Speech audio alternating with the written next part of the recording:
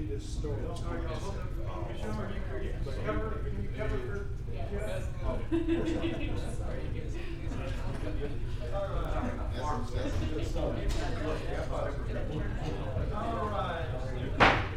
3:30. Let's call this May 5th Caddo Parish Commission meeting to order.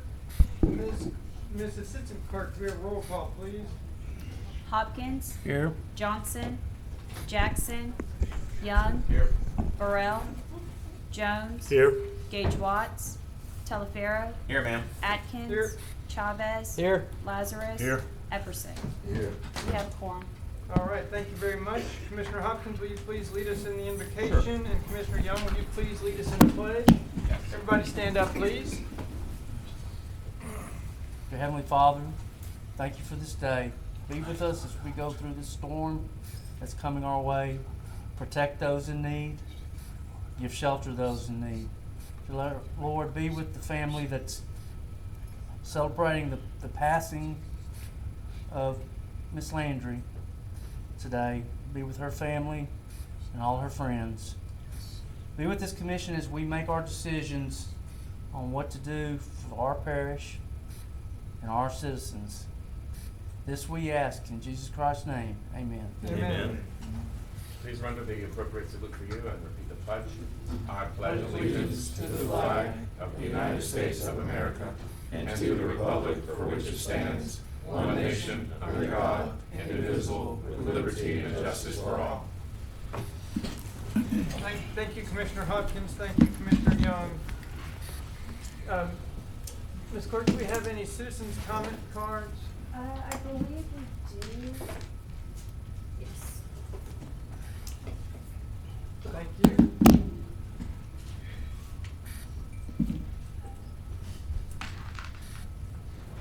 Okay, we have three citizens' comment cards. When I call your name, please come to the podium, state your name and your topic of discussion.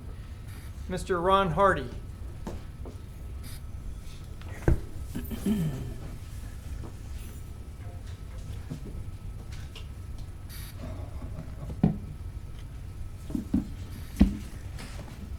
Hello, Mr. Hardy. Welcome. My name is Ronald C. Hardy. I reside at 720 Hope Street. Thank you, sir. I'm here to discuss one of your. Well, let me get into the Shreveport Labor Day pre-Labor Day Blues Fest. But let me grab my notes here because Jeff knows I'm a talker and I want to stay on point. Okay. First of all, I want to thank this body of the Caddo Parish Commission for granting us, Players and Players Incorporated, money to present our 11th annual pre-Labor Day Blues Fest. We are grateful for your gesture, very grateful. I also want to add to this, this is our first year of asking or receiving funds from this body. Now, everything's good, but it seems like there's been a monkey wrench thrown in your kind act.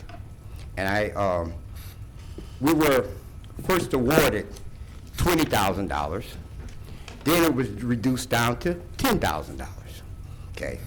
I want to give you my insight regarding this matter. Okay.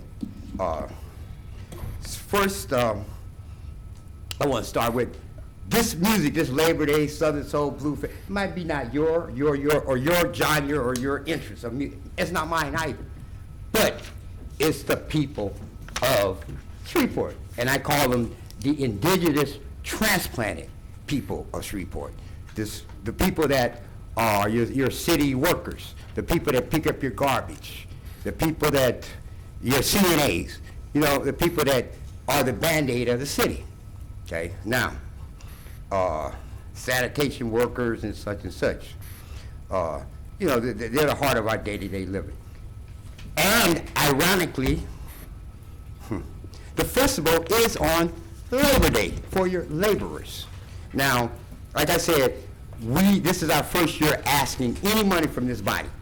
And this concert, this event, it just doesn't serve Shreveport, it serves the parishes because the same people are doing the labor. And they love to come to this event. Now, give you a little background on our organization. We won the Governor's Art Award in 2004 for outstanding outstanding arts organization in the state of Louisiana. We were the first ones to accomplish any kind of award from the Division of Arts for any organizations in the state. So we've been on the forefront of innovating and programming and doing things. We stay rather low-key in terms of we do our work on the ground and make it happen from there. And so, and with this thing that really got me was somebody made a mistake. That always usually happens to me. They send me information that I didn't ask for. Okay, got a letter from one of your letters came from your commission here. It says they mixed us up with the Sports Authority. Okay, they gave the Sports Authority $20,000. These people are a multi-million-dollar generating entity on their own. Okay, they got every pro come anything about sports and this and that. People come here, Sports Authority gets the money. So again, my question is, like all this body of people up here is, you know, you work for the people. Yeah, we need money coming in, but let's take care of our people. You know what I'm saying? Let's take care of the people that's here. Now, with that, this event, now I don't want to dig too back in history before some of your times, but they've given groups that no track record. We have a proven track record. They've given people with pie in the sky ideas money. And the same little $10,000 they give us as a group that does. And this is a very important event for the workers here. And, you know, let me get back to my notes because I'll Mr. Hardy's time has expired. Would someone like to extend? Huh? A motion to extend. Second. 2 minutes? Mr. Hardy, you've got an extension of your Okay, time. I just say, when you see something working, why not support it, okay? Instead of supporting things that have no way of working or just pie in the sky ideas, pipe dreams. And trust me, the people see this too. They see what goes on and what happens and who gets what and don't get anything. And that's for them and their interest. Because like I say, this Southern soul, it's not my music. It's not what I run to. You know, it's not what I just do it for the people. So again, the people see what's going on. Our community liaison person, Annette Broomfield, should be in communication. We've got to believe this event deserves a appropriation, yearly appropriation for what it does and who it stands for and the people that like it, your city people. Thank you. Thank you. Thank you for your thoughts, Mr. Hardy. We can't respond to you. We can only listen, so thank you for your input. Mm-hmm. Mr. Robert Tyler? He's not here. Mr. Is it Brecca Peoples? Brecca Peoples. Miss Peoples. Hello, Miss Peoples. Good evening, Commissioners. My name is Brecca Peoples. I'm the founder of the People's Promise and the People's Promise Youth Division. My address is 9000 Walker Road, 71118. First, I would like to thank Commissioner LBJ for inviting the People's Promise Youth Division to speak. We have a wonderful group of kids, teens, that will lead this state by storm. Most of our seniors in the youth division have scholarship to Tulane, Harvard, Illinois of Chicago, Northwestern University, LSU, Yale, and Yale as well. But let me get to why I'm here. I'm hurt because when black people get killed, we get ignored because you all feel as if it's normal for black people to kill each other. You tell us to go vote. You tell us to go to the city council meeting. But when we come to get laws changed, you do absolutely nothing. When we ask for SPD, the city council, and the parish commission to help us, you all sit on your hands and do nothing. When Samaya Little went missing, we know our community leaders. I know the commission was out of town that week. That's what I know. So I'm not saying the commission. But we asked our leaders to come help us look for Samaya. Our government didn't make any proclamations. Our mayor was silent, and her kidnappers and killers are still free as of today. We hear the cries and the screams of the mothers and the families of the victims in Shreveport because they know our government and elected officials won't listen to us. They know that you don't listen to them and don't care. We don't go to the police department because the police don't care and don't matter. It doesn't matter what the police matter. I'm sorry, y'all. My nephew was walking from school. He was gunned down. He was walking from BT. He was gunned down in the street like a dog. And I didn't see anyone. We had to call an elected official. There wasn't a representative in the area. My big sister asked me today why her baby life didn't matter to y'all. I told my sister that my nephew life did matter, and I would use all my power to make sure my nephew get justice. So imagine that pain and anger when this particular baby get killed, and there's outcries and outrage. But when our babies are killed, senseless, nothing was said or done, and it's not right. And if we want to move the city forward, we need our leaders to get off their behinds and do something about it, or the people's promise will replace them by any means necessary. I will use that same model I used in DeSoto Parish to get people out the seats. Jim Telefero, you label our kids as thugs. You sound like a dog catcher. Maybe if you lived in Caddo Parish and not DeSoto Parish, maybe you focus on Caddo Parish. Mario, I'm so disappointed in you, and here's why. You didn't move when our people was getting killed, but you want to make laws in place now that a Caucasian baby was killed. My youth divisions are diverse youth division. I love all my kids the same, and my kids are watching. They asking me why no one that's in leadership is doing something. No one. We call y'all, nothing answer. Why didn't when blacks was murdered in the streets? I'm very disappointed in my leadership. And when it all said and done, y'all gonna have to answer to God, because he gonna ask y'all, what did y'all do for the black community when they was killed? I'm so disappointed in my leadership. I don't even know what to do. All I know what to do is organize and get you out the seats. That's it. Thank you, Ms. Peoples. Okay, Mr. Clerk? All right, that brings us to visitors. We have no scheduled visitors today, so we'll move along to adopting regular session minutes. We do have the regular session minutes from April 21, or April 21st. Vote to adopt. Second. We have a motion from Commissioner Johnson, a second from Commissioner Lazarus to adopt the regular session minutes from April 21st. Could we please vote on that?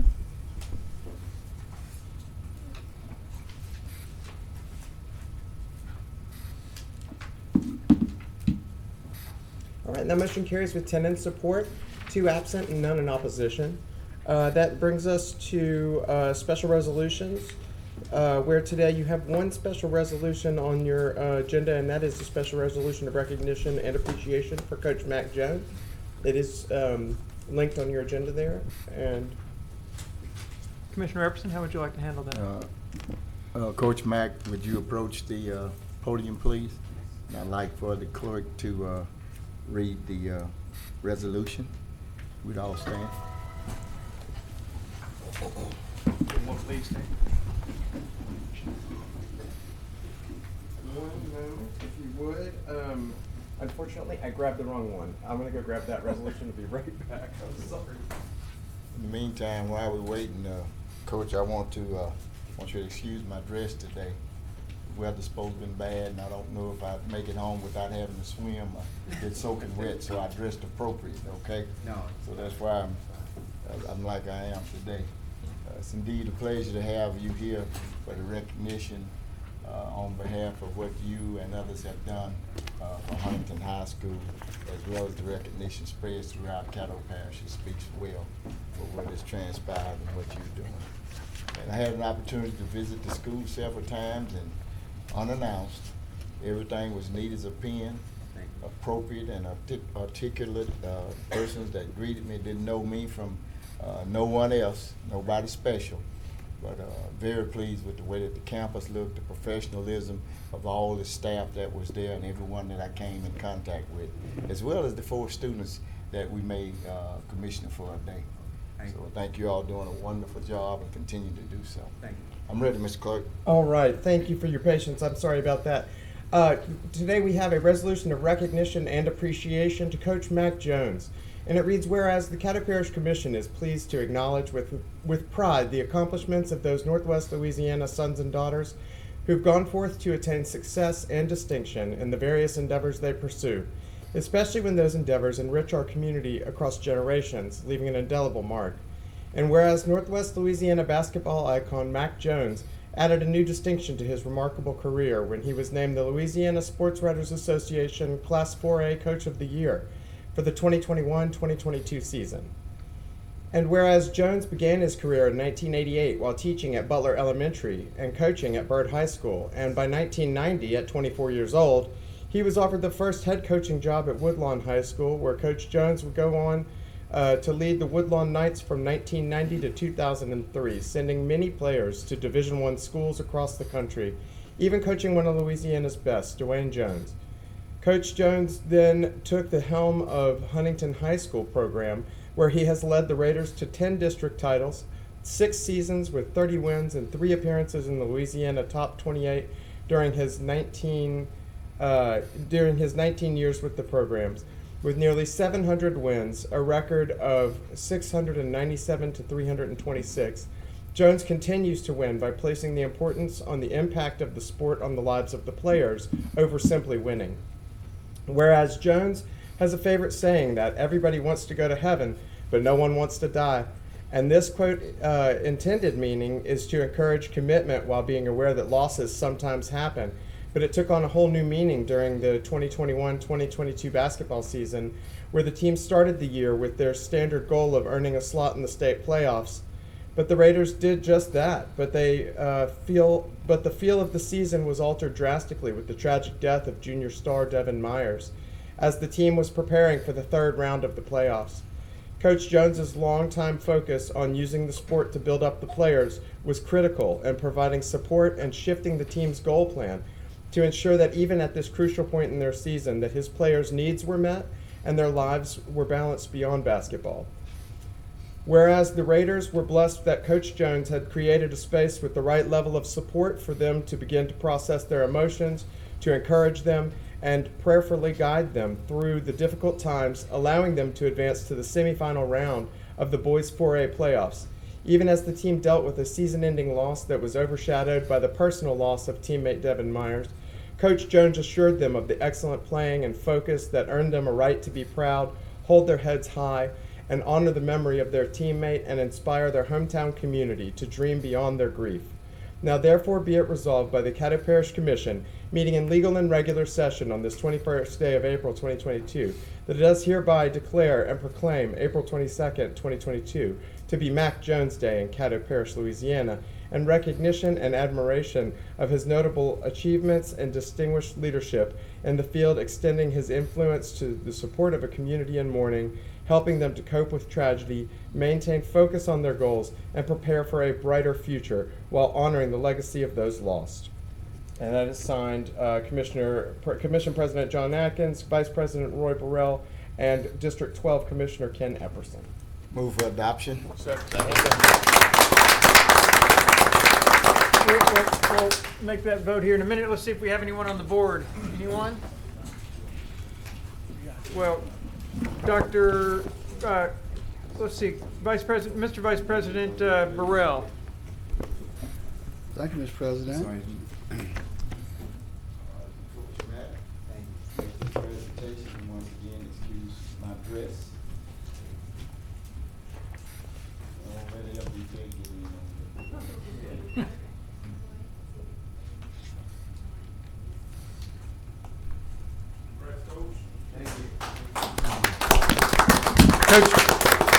Coach Jones, I think we have a few people that have some words they'd like to share.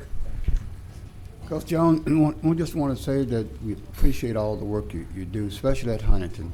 Huntington was one of my favorite schools in my district, legislative district at that time, and we did a lot of good things over there. There's a lot of good programs over there, and yours happened to be one of them. And, you know, we don't always are able to get male teachers in these schools, especially black male teachers, which is so sorely needed in our inner city schools especially. And you're just an exception to the rule. And we appreciate all that you do. Thank you. Thank you, Mr. President. Thank you, Commissioner Burrell. Dr. Wilson. Yes, sir. Coach Mack Jones, as your Sunday school teacher, I'm really proud of you. You have walked the walk and talked the talk. And certainly you've been an inspiration to not only in the community, but also in a spiritual sense, the Christian community as well. We appreciate the work that you do at Stonewall Baptist Church. And also, most folks don't know you're quite an accomplished singer as well. So we appreciate the way you're blessing us. And job well done, and congratulations. Commissioner Jones. Coach Jones, it's no relation, by the way. Congratulations. I remember your tenure at Woodlawn. Some of the friends that I grew up with in Cedar Grove attended there, and I just remember you would have those guys jumping out of the gym. It would be a show to come watch. But more importantly, you could tell the young men and the impact that you had on their lives well beyond basketball.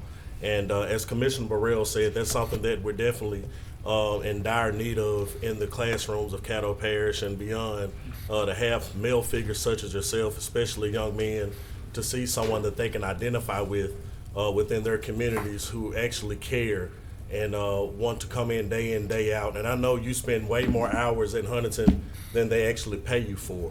And so I want to thank you for your ultimate sacrifice and the things that you have to put out in your personal lives. A lot of people don't understand, especially when coaches have children and families, the stuff they miss out on in their personal lives as they invest in the lives of other young people. So I want to thank you for giving that sacrifice and being there for these young men and continuing to keep that group at Huntington together post the tragedy with Devin. And I know that Cedric personally, I know the impact that you've had on his life, and I just know the work that you're doing is much needed, and I thank you for doing that. Thank you, Commissioner Jones. Commissioner Johnson. Thank you, Mr. President. Coach Jones, my line brother, you have definitely lived according to principles, the 4 cardinal principles. I think a lot of people don't know, but as you were coaching all these young men and getting them into a Division I school and smaller schools, you was also instilling in their mind that transition from being a boy to being a man. You also have 2 sons. Both sons are coaching at HBCU. A lot of people don't know that. One is at Grambling State University, and the other one is Alabama A&M. Right, and he's the head baseball coach at Alabama A&M, and the other one is assistant coach basketball at Grambling State University. So there's a lot of time that he could have been spending more time with his own kids, but he's spending time with kids that need extra development to get what they might have had a one-parent household, and so he's making sure that they get that foundation of being a man installed into them. And I don't know why Huntington is not busting at the seams of black males trying to play basketball at Huntington because of the leadership that you've shown over the years. Keep up the good work, and I know you're finna retire soon, but I think they might want to keep you there a little bit longer. Amen. Seeing no one else on the board, Coach Jones, thank you for coming down. Is there anything you'd like to say? Yes. First, I'd like to thank the board for allowing me to come today. And this, people doesn't have to be nice to you, so I'm grateful. Also, Dr. Mitchell is here, along with some Huntington alum, Don Gibbs, Eric Baker, and I'm just elated to get this award. The things he was reading off, I kind of forgot some of the things about Barrett Elementary School, and so, but being from Shreveport, played basketball in college, Arkansas, Pine Bluff, so just able to come back to share what I was, people have given me opportunity when I was in, playing high school basketball. So being at Huntington is like, it's not a job. It's like, I don't work. It's like I've been doing what I do for 33 years, but I never worked a day in my life because that's what I love to do. So again, thanks for this proclamation, and it's a really big deal to my heart. Thank you, guys. Thank you, Coach Jones. And Coach Jones, thank you for your leadership on the court. Most of all, thank you for your leadership with our young men as you help them to transition through a difficult stage in many of our lives. So thank you very much. Thanks. Okay, Mr. Clerk. Okay, that's the only special resolution that we had to adopt today. However, we do have one that, while you have already adopted it, I believe you had postponed the presentation of it to today. I don't know if y'all wanted to do that at this point or if y'all wanted to do that during communiques, but it's the one for Public Service Recognition Week. Sure, that would be appropriate. Okay. Well, should we stand while you read the proclamation? You have it? Wait, and I'm sorry, I thought that y'all had cast a vote for Coach Jones's, but I am remiss. Thank you. I don't believe Could y'all. we please have a vote on Coach I don't believe Jones's? I need y'all. I think y'all still need to put your vote in for that. Thank you. I could tell it was Thank so you, broadly Michelle. supported. I just assumed y'all had already voted for it, but Please vote. absolutely. Thank you very much. That motion, of course, carries with 9 in support, none in opposition, and 3 absent. And then that brings us now to the presentation of a special resolution of recognition for public servants and a declaration of the first week of May as Public Service Recognition Week. Did somebody want to, I have a framed copy of this. I don't know if, did somebody from administration want to? But we have employee council here. Oh, perfect. Does somebody from our team want to present it while I read it, or? If someone, President. Mr. President. If you'll take the mic for us, please stand for the reading of the proclamation. And if you have one to read. I do. Yes, thank you so much. Okay, and it reads, a special resolution of recognition for public servants and declaration of the first week of May as Public Service Recognition Week in honor of the millions of public employees at the federal, state, county, parish, and city levels. Whereas Americans are served every single day by public servants at the federal, state, county, and city levels, these unsung heroes do the work that keeps our nation working. Their tireless efforts are especially critical today during the COVID-19 pandemic and afterwards. Whereas the public employees take not only jobs, but oaths.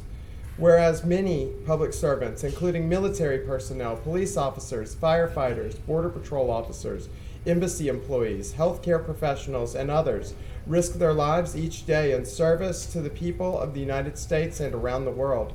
Whereas public servants include teachers, doctors, and scientists, train conductors and astronauts, nurses and safety inspectors, laborers, computer technicians, and social workers, and countless other occupations.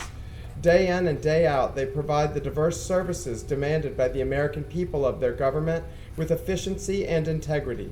And whereas without these public servants at every level, continuity would be impossible in a democracy that regularly changes its leaders and elected officials.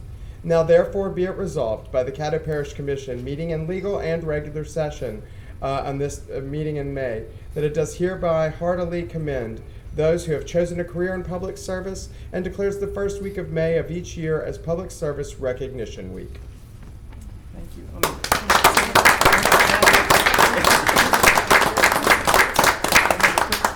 Photo, and then we'll take the responses. Thank you. Y'all may have some questions. Anyone on the board? No one's on. If you want to make a comment, get on the board. All right. Who do we have there? Dr. Wilson. Yes, sir. Commissioners, thank you all for recognizing our workforce today. And we believe that public service is where the rubber meet the road, but we all are public service in this room. We all serve the public's interests. And thank you for recognizing that. And also, tomorrow we'll be launching the video recognition program starting at 2:30 tomorrow. And also on Saturday from 11 to 4 o'clock at Richard Fleming Park, we'll be honoring those recipients of tenure. And we have this year from the commission, Commissioner John Atkins, Stephen Jackson, and Mario Chavez will be recognized for 5 years of service, and they'll be getting their pin and a certificate to that end. So again, thank you, and to the workforce, thank you all, especially the Employee Council. They're putting on this event Saturday. They do a lot for the organization, and it's been a very effective sounding board for the administration to address issues before they become problems. So thank you for your service, and I sincerely appreciate you all. And let me just add to that, I too appreciate you all's service. I can't tell you how much comfort it gives me as a commissioner to know that when there's an issue, with a constituent has an issue, and we need to reach out to members of the Caddo Parish team for help. I've never been disappointed in the response that I've gotten, either in time or in quality, and that translates through to service to our constituents and all of our citizens. So we really appreciate all you all do. So thank you very much, and have a wonderful Public Service Employee Week. Thank you. So, Commissioner Burrell has a question, or has a, No, I just wanted to say too that I do appreciate you from the parish, because I've been at the city and I've been at the state, but I have an urban district.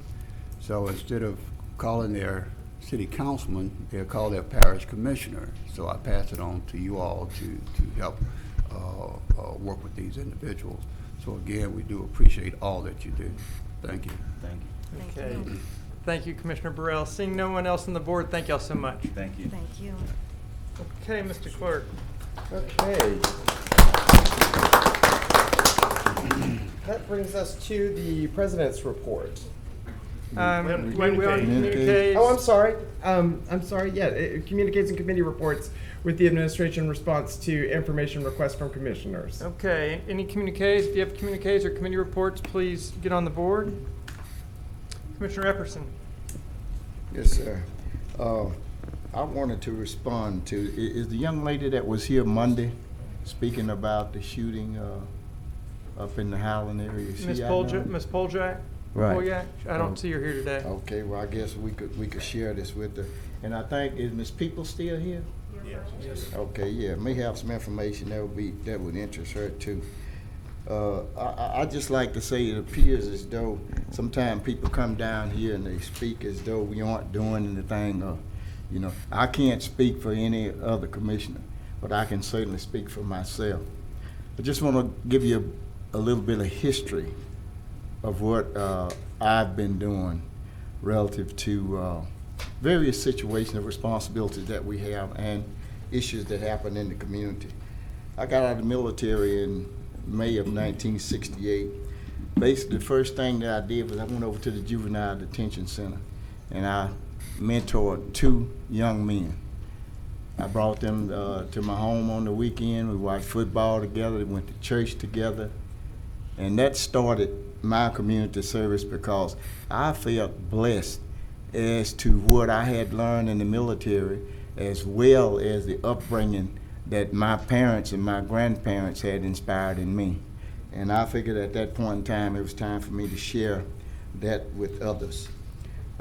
My tenure with working within the community was 25 years before I was even aspired to be elected office. We talk about the cleanup campaigns now. I understand that we had a campaign a little while ago. I think it was initiated by Lieutenant Governor Nungesser about love to boot, don't pollute. Shreveport Green had a deal in conjunction with that, the city of Shreveport, many volunteers. And just for a little historical perspective, Shreveport Green came into play with, I think, a $20,000 contribution from this body back in the early 90s when we were on it with Donna Curtis. Cleanup campaign had one of the largest cleanup campaigns. I think they said they was proud to do 10,000 pounds worth of trash, I think, a couple of weeks ago. We did 35 tons. 35 tons. So these things are nothing new. Marcus Hines, whom was a spokesperson with SPD, his mom and I were inspirational out in the Cedar Grove area working in the community. Worked with Marcus and his sisters when they were little kids. South Highland, I represented South Highlands within District 6 for 12 years. The fourth black commissioner on the Caddo Parish Commission. All the way down to Ellerby Road, the Southern Trace areas now. Those are my district. I represented everyone equally. The violence that we're seeing today is nothing new. In 1986, Caddo Parish was the murder capital per capita in the United States of America. Higher than Washington, D.C., higher than Chicago, Illinois, and other areas. Where we are now, I think we broke the record supposedly last year. They thought it was something new, but under Mayor Hazelbeard, Sheriff Don Hathaway, and then I think Police Chief Steve Prater, same thing happening back then, it's happening now. Commissioner Williams and myself and others on this body initiated a campaign called Drop Your Guns. Gloria Lee wrote a play about it. We went into the communities.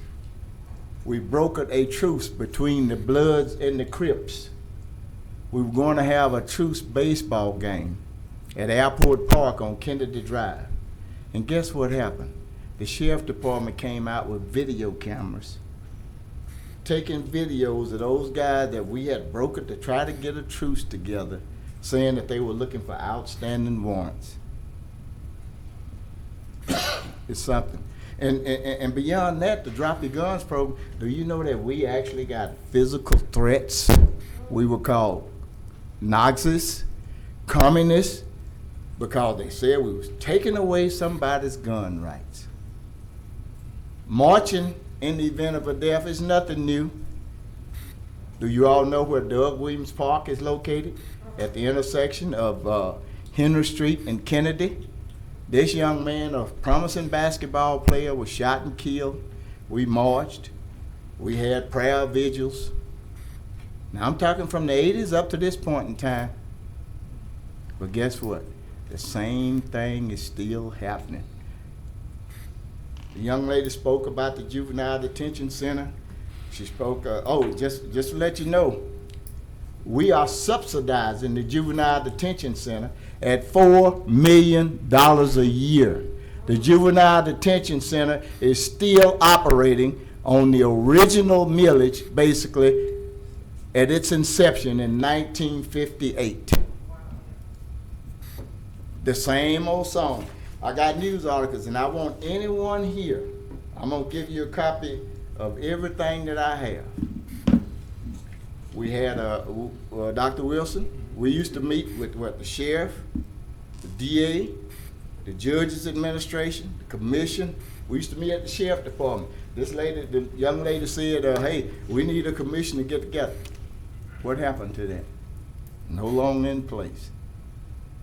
After the Cedar Grove riots in 1988, I marched with Dick Gregory and others. We came up with the same solutions they're talking about now, more recreation. We did get the recreational centers in the parks. I got all this and I want to share it with you. And we're talking about political division. The sheriff and the police department got mad with us. The newspaper attacked us and said that we was causing division because of politics. I even invited the sheriff and the media to come out on 80th Street, Miss Essie Thomas' house, for the weekend and see why she had to sleep on the floor in her back bedroom because of the gunfire. They got heartless mad at us and did everything. And all we was doing was asking, let's all come together and see what we can do. Same thing going on today. It's not in my backyard. Don't point the finger at me. The sheriff, Hathaway, we asked him if they could joint patrol. You know the first thing is money. Gonna have to be overtime. And you know what I hear today? We are short so many deputies and so many police officers. Same thing, ladies and gentlemen. Same thing. Everything is fine unless it happens in my backyard. When it happens in my backyard, oh hell, it's time to do something. It's time to do something. And let's talk about Cedar Grove. Eden Gardens Elementary. Do you know that the people that live in Eden Garden can't even get in and out of their homes for people that want to come from other areas to that school? Caddo Middle Magnet, same way. Fairfield Elementary, the same way. Within a mile and a half or less radius of A.B. Palmer Park in Cedar Grove, where all that mess started because of drugs. We had the media go out and they do a big expose, homicides by zip codes. You know what I challenged them to do? Let's do an expose on social and economic disparities by zip code. See what the root causes are. See why you have all these donut holes in the urban city and you're steady down here begging for money to give something and build up the suburban areas where you can get that flight away from there and leave that big donut hole of despair in the inner cities. What they say, times change, but the only thing is sometimes the names only change, but things remain the same. So I want you all to get a call. Everything that you are talking about now, everything that you wanting to do now, Crime Summit, action speaks louder than words on the street. The Times, September the 9th, 1993. You got it all here. Summit points to solutions. Same thing. I see Councilman Green in here. Same thing nowadays. Prayer vigils, meetings, attacks on certain, on the commissioners, saying we are instigators and starting trouble and division. The same thing. Mayor Beard, Chief Police back then, Prater, Sheriff Don Hathaway, whomever those city council members were. I think Roy Carey put the curfew in place. Teen curfew. Still today the same situations. But I want any of you that's coming out here and you come down here and you talk all this, if you're sincere, I want to run you a copy of this. And you're going to see the same thing that's happening now happen back then. I don't care who the state rep is, I don't care who the mayor is, the city council, or the commissioner. There's something else that's systemic that's causing these problems, and we don't want to sincerely and genuinely get down to the root causes. Thank you. Thank you, Commissioner Epperson. Commissioner Young. Thank you, Mr. President. I wanted to speak about agenda item 14.4 on our agenda today. It's the proposal to fund the crime lab, partly through vaccine coordination and partly through green infrastructure funds. The reason I'd like to talk about this is because I plan to propose an amendment to fund that entirely from vaccine coordination instead of using green infrastructure funds. And I'd like to take a few minutes to explain why now. Green infrastructure is a broad category of activities that can be done to harvest and control rainwater as it crosses a landscape. It's being promoted right now by the federal government through the American Rescue Plan regulatory scheme, which is to say that it's specifically allowed and therefore encouraged, particularly encouraged by having relatively low regulatory barriers to completing it and getting it done, as I've been informed by our administration. The green infrastructure program that we voted for is specifically proposed to produce plants with a purpose. And the purpose of those plants, which harvest the rainwater that will be passively controlled with this infrastructure, the purpose of those plants is to feed the humans who live here. I've cited a statistic many times in this chamber that according to the food bank, pre-pandemic we had a 40% rate of food insecurity or chronic malnutrition among the children who live in Caddo Parish. Those children grow up differently from children who have healthy diets available to them. I'm going to quote from the National Association of Counties description of a food security as a driver of economic mobility webinar that's coming up June 16th, 2022, if anyone is interested in it. It says, while a wide range of factors contribute to an individual's economic mobility or movement up and down the economic ladder, the ties between food insecurity and economic inequality are demonstrated. Individuals who experience a lack of food security face mental and physical health consequences that can directly impact their employment status, use of the healthcare system, and other factors that impact upward mobility. So there's a lot of ways that different counties are trying to deal with this. In the last NACO newsletter that we received, there was an instance from a county in Maryland that had about 1 million people in its population. They estimated that 7% of their population pre-pandemic was food insecure or living in hunger. That was 70,000 people for them. They thought it was too many. And they have invested from ARP $30 million to improve their food system, because they now estimate that post-pandemic they have 10% of their population, or 100,000 people, living in chronic malnutrition or food insecurity. We've got 40% of our population living in food insecurity, according to pre-pandemic studies. That could easily be half of the people in Caddo Parish now. We don't know. I don't think there's been a study. But if Maryland can go from 7% to 10%, we could go from 40% to 50%. That is an enormous problem that has lasted a generation here, and it leads directly to the utter misery of children who grow up to become young adults who have a high chance of spreading that misery to others. This is a link in a chain that needs to be repaired so that we can have a healthy society again.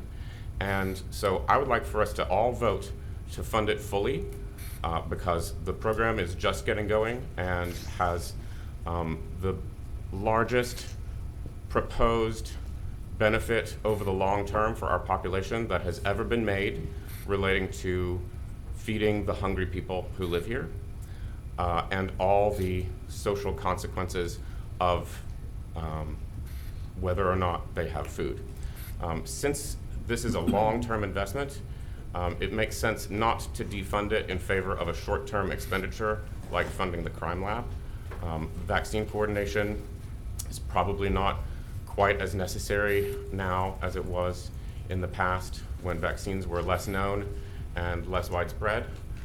So it's going to be my proposal to fund it entirely through that, and I will look forward to talking about it again then, and I ask now for your support for this. Thank you very much. Thank you, Commissioner Commissioner Young. Commissioner Jones. Thank you, Mr. President. On May 28th of this month from 11 to 2, Compassion for Lives will have another symposium. This time it will be at Bilberry Park. Again, that's May 28th from 11 to 2. The last conversation they had was very, very good, and a lot of information went forth that day. So if you all have the time and availability on that day, please go support that and be a part of that conversation. I know many of you made it last time, and some of you weren't able to make it, so I think this will be a great opportunity for you to make it if you weren't able to make it last time. Also, received this inbox from a mother here in Caddo Parish. Good morning, my name is Sharon Johnson from Shreveport, Louisiana, and my son was cold-blooded murdered, killed October 11, 2021. He had his whole life ahead of him. He was a student at Woodlawn Leadership Academy, maintained good grades, and played basketball, and he was taken from his family and friends. I called detectives every day, no answer. No one's trying to call me back. They're not really trying to get people off the streets. They have so much evidence concerning my child's case, and I was reaching out to see if you could partner with me concerning this matter. I pray every day for justice, not asking for any money. I just need justice for me and my family. I really miss him and knows that he was taken for no reason. I'm asking, can you please help us get justice? If you've been paying attention to the news this week, this young man's name is Clinton Johnson III. They call him 3. He was murdered last year. His family is from where I'm from, Pine Valley. We grew up together over there. His mom is a little older than I am, but I went to school with many of her siblings and cousins. And Pine Valley is not really big. It's all really Cedar Grove, but you know, Cedar Grove kind of has its own little divisions within Cedar Grove. And Pine Valley is not really big, so we all really know each other, even to this day. Clinton was 13 at the time that he was killed, and what's so sad about it is he was not a young man who was in the streets. He was a really good kid. They got caught in somebody else's stuff and was just killed because he was there. Wasn't even the intended target. I am troubled, as I said on Monday, as how soon or how quickly it is that we lose momentum with our anger, with our outrage, And I just want everybody to understand this. It's just simply not a good look from what has transpired over the past few days, of the support that's gone through. And, you know, everybody doesn't have to agree with that, but it's just not. If perception is reality, and the way many people perceive is as many of these children have been ignored until now. That's just the perception. At least that's what I'm getting back from many of the people that I've spoken to, is that it's not fair.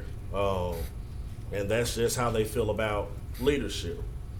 And I've taken some of the criticism as well. I don't think people realize that I actually live in Cedar Grove. I don't think some people realize that, because the perception is that public officials don't live where they represent. But I actually do live in Cedar Grove. In fact, I've never lived outside of Cedar Grove. Never. Never lived anywhere else. I may have moved within the community, but I've lived in Pine Valley, East Side, and West Side. Never lived outside of Cedar Grove. So I have to deal with this stuff every day, because I felt led and called to stay there and build my community up to all the stories that I've heard pre-Cedar Grove riot. How beautiful Cedar Grove was, how much it thrived. They used to build cars in Cedar Grove. They had huge grocery stores. It was its own city. And I feel that not much is being done there, because another city wants to be created in Cedar Grove that doesn't include people that look like me. Okay. I'm just looking at what's happening around Cedar Grove. Somebody was shot last night on East 72nd. On my way home from getting dinner, I just drive down East 70th Street, and I look and I see several first responders, which makes me think, we've got a bad fire or something. I've never seen so many fire trucks for a shooting, for one person who was shot. But we had neighbors having a shootout. Now let me give you a reference. East 72nd is a street that is full of seniors. Full of seniors. These people bought their homes years ago, and they've stayed right there on that street. And right where the young man was shot, next door to that is a senior. Across the street from that is all seniors. People who have retired on fixed incomes. Y'all know they go to bed very early. They get up very early. And to have your sleep disturbed by gunshots because people are having a shootout across the street from one another. Commissioner Epperson said it best. There is no policy that we can put in place that is going to keep us from having to get to the root causes of what is feeding this type of behavior in our communities. And that's just the God, the honest truth. We've got to be honest about what's going on. It was really interesting to me that someone was willing to raise taxes on Monday to solve this problem. But I dare had said that before that young lady was taken away, to raise taxes, to do something about criminal justice. I'd be all over the front of the papers. I'll be all over the news as the commissioner who wants to raise taxes. And I was almost insulted by that, because we've been needing to raise taxes for stuff that we can solve, but now we're ready to raise taxes. Okay, speak. I was insulted by that. Because any other time that someone in my position says something of that nature, it is met with extreme criticism, and I'm as liberal as they come. But now it's okay to raise taxes because someone in South Highlands was affected, and now it's okay to exercise liberality. I don't think that makes any sense. We either are committed to doing something altogether, or we're not committed at all.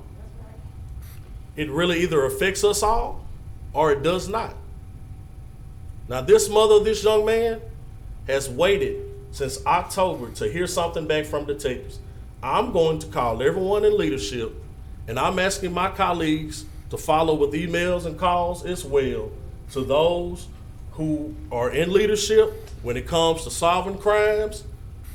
We need to start doing something about solving these crimes. We need to find a way to make sure that we prevent this stuff, and we need to stop being afraid to call truth to power.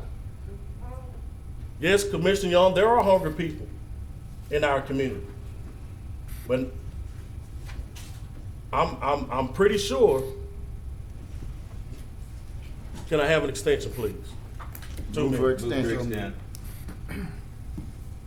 I'm pretty sure that us putting up more gardens and all is gonna be a great thing, but it's not gonna solve the problem when we've got mothers working 2 or 3 jobs, trying to feed their children, and they cannot be home.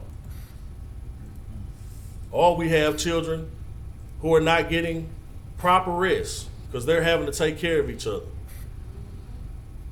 Why? Because many of their fathers are out here running the streets shooting each other. And that's not your fault. But we've got to figure out how to get to the root causes of stuff and stop masking up the problem and band-aiding things and cut the cancer out so that the body can heal. That's what we've got to do. Thank you. Thank you, Commissioner Jones. Commissioner Burrell. Thank you, Mr. Chairman. I just have a couple of things. One having to do with animal services. I'm happy to report that we did what I say we did. Mr. Samuel and his group did capture some of the foxes that was over in that area. I don't think we've captured any coyotes yet.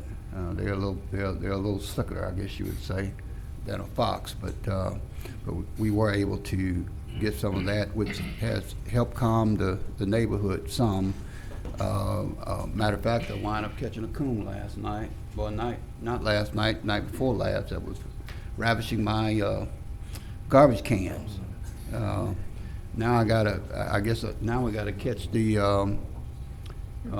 either the beavers or the muskrats that's over behind my house. So, but anyway, we were pleased to have them making progress on that.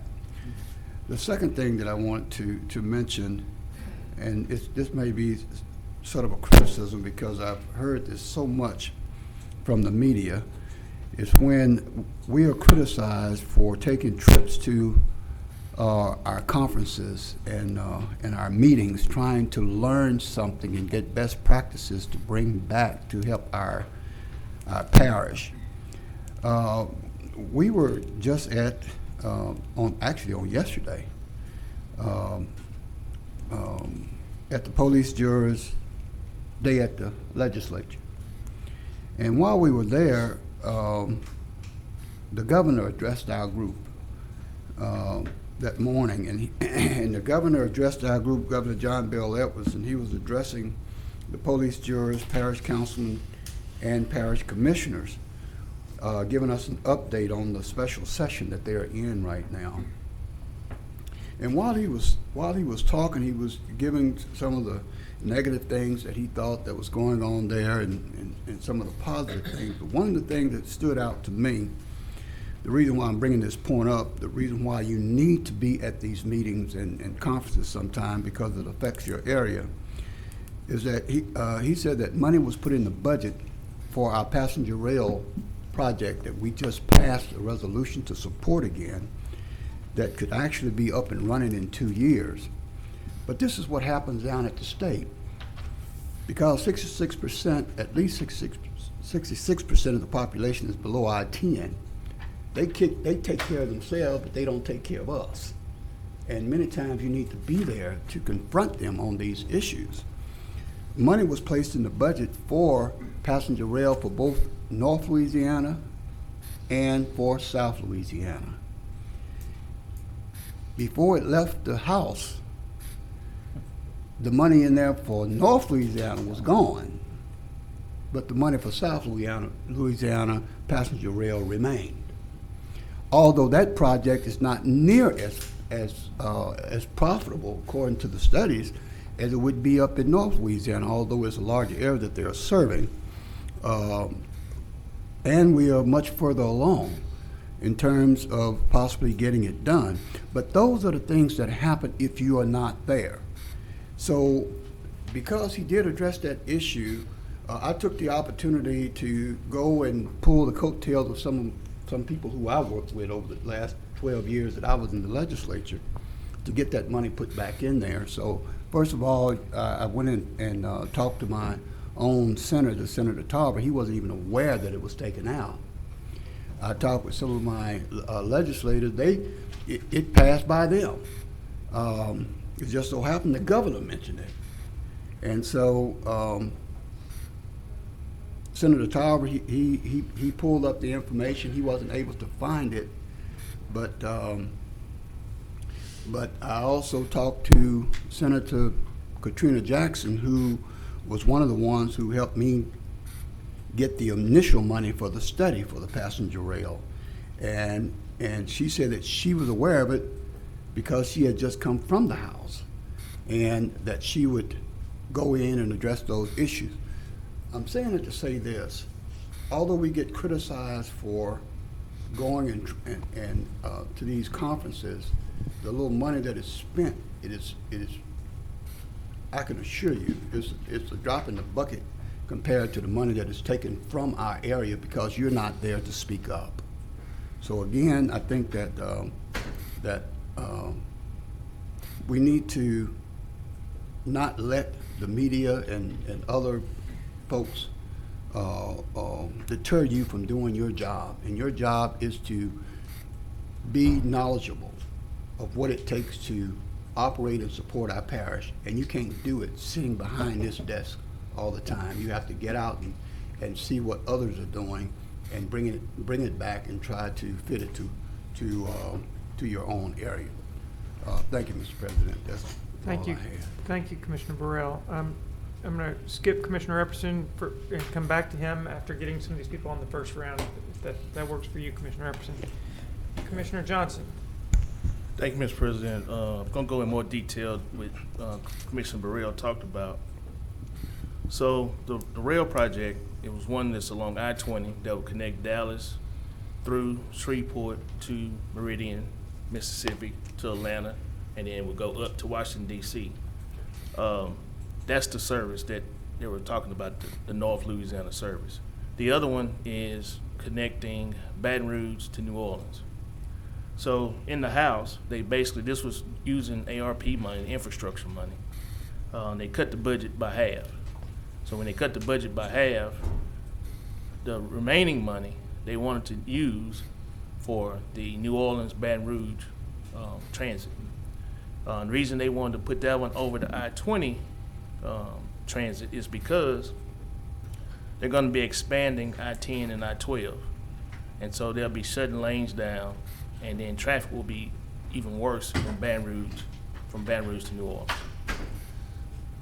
But we also need this piece right here in North Louisiana for economic development, for increase the tourism, and to also have more potential jobs to come about this.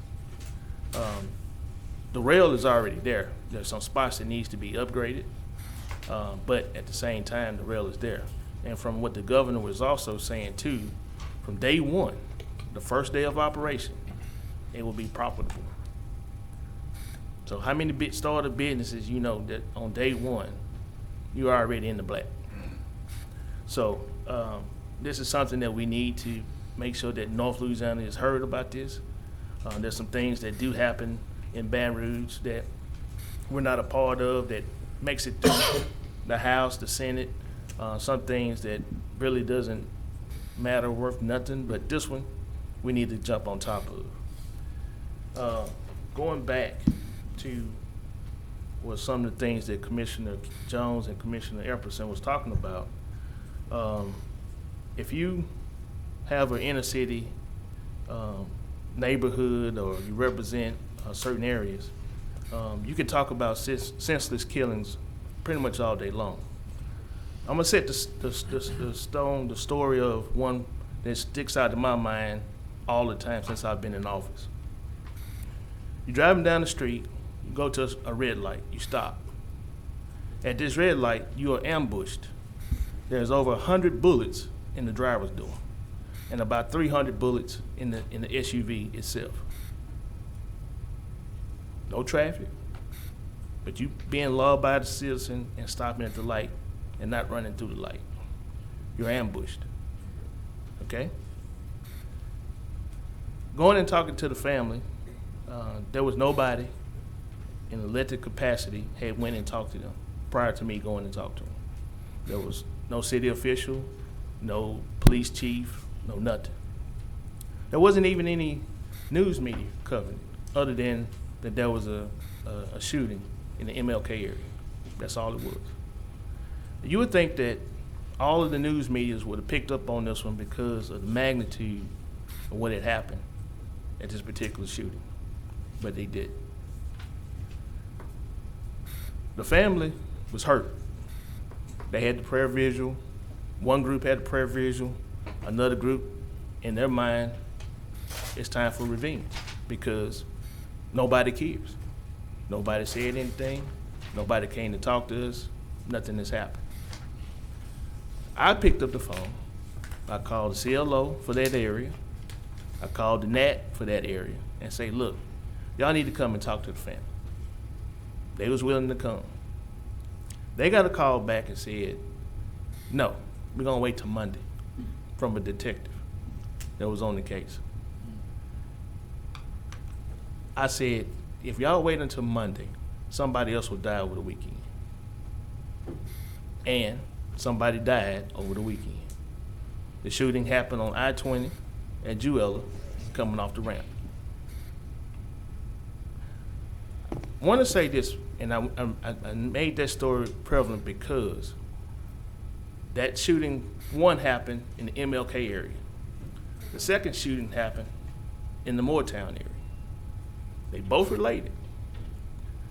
What I want y'all to get to understand is regardless of where you stay, there is no protective bubble protecting anybody. Even if you stay in a gate, you still can have shootings happen inside that gate.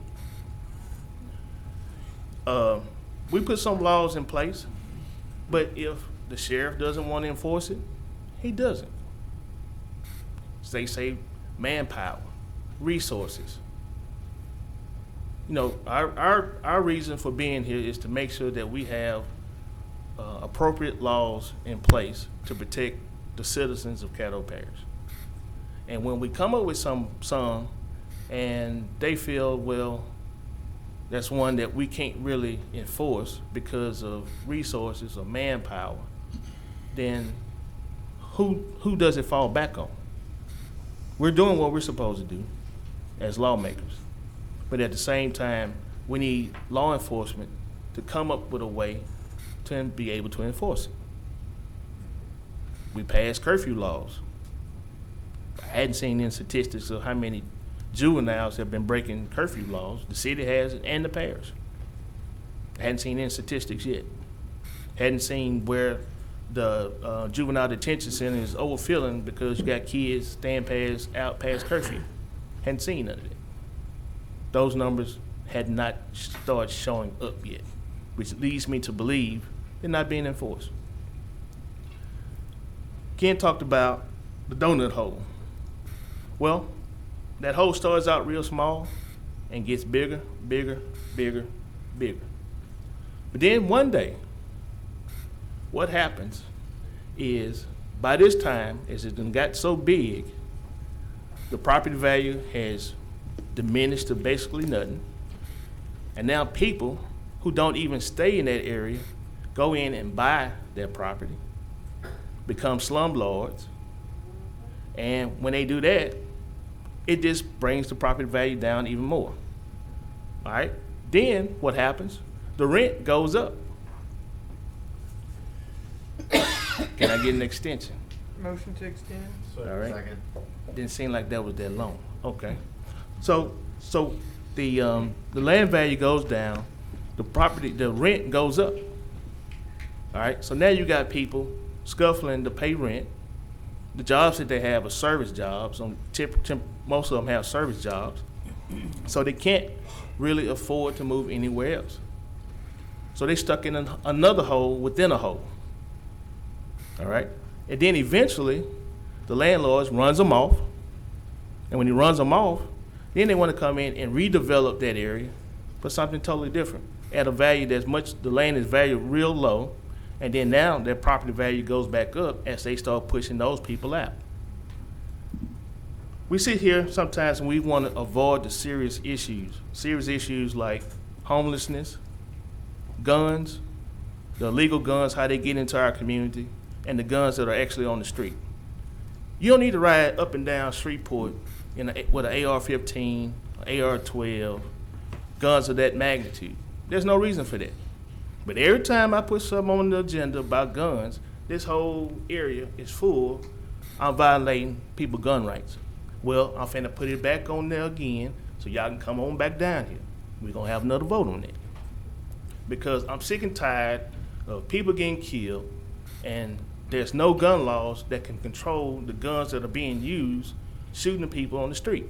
The street does not belong to people who are doing this. Yeah, taxpayers provide the maintenance of the street, I understand that. But those are public roads.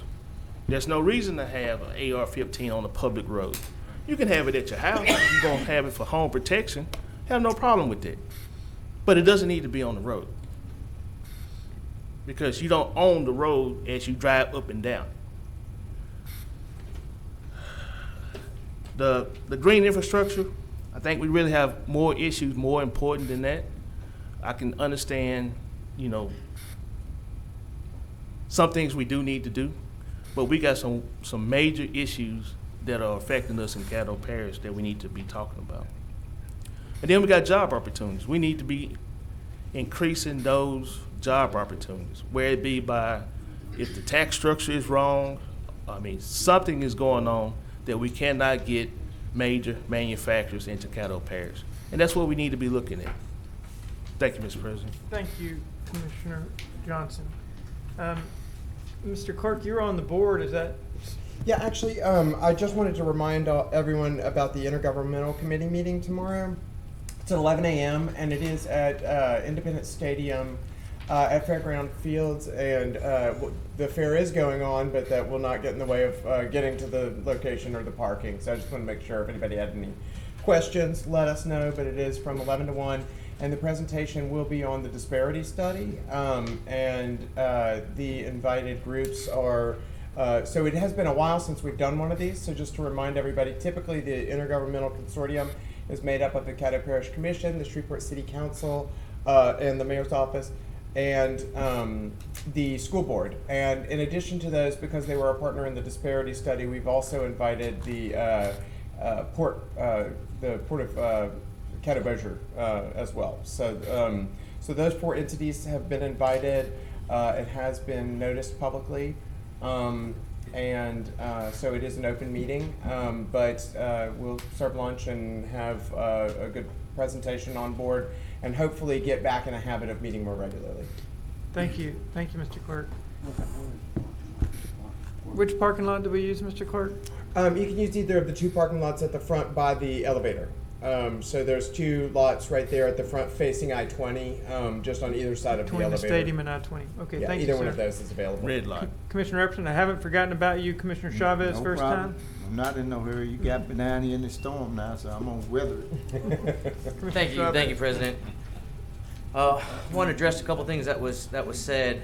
I know there was a lot of words said about people on different sides caring about different things, but I will say this: when it comes to this commission and this body, that I truly feel that we equally care, to the point where when I see Commissioner Jones invite us to Cedar Grove, that I showed up and I saw Commissioner Atkins, that I know came from a very far away place to come visit you and care about what you guys had going on that morning.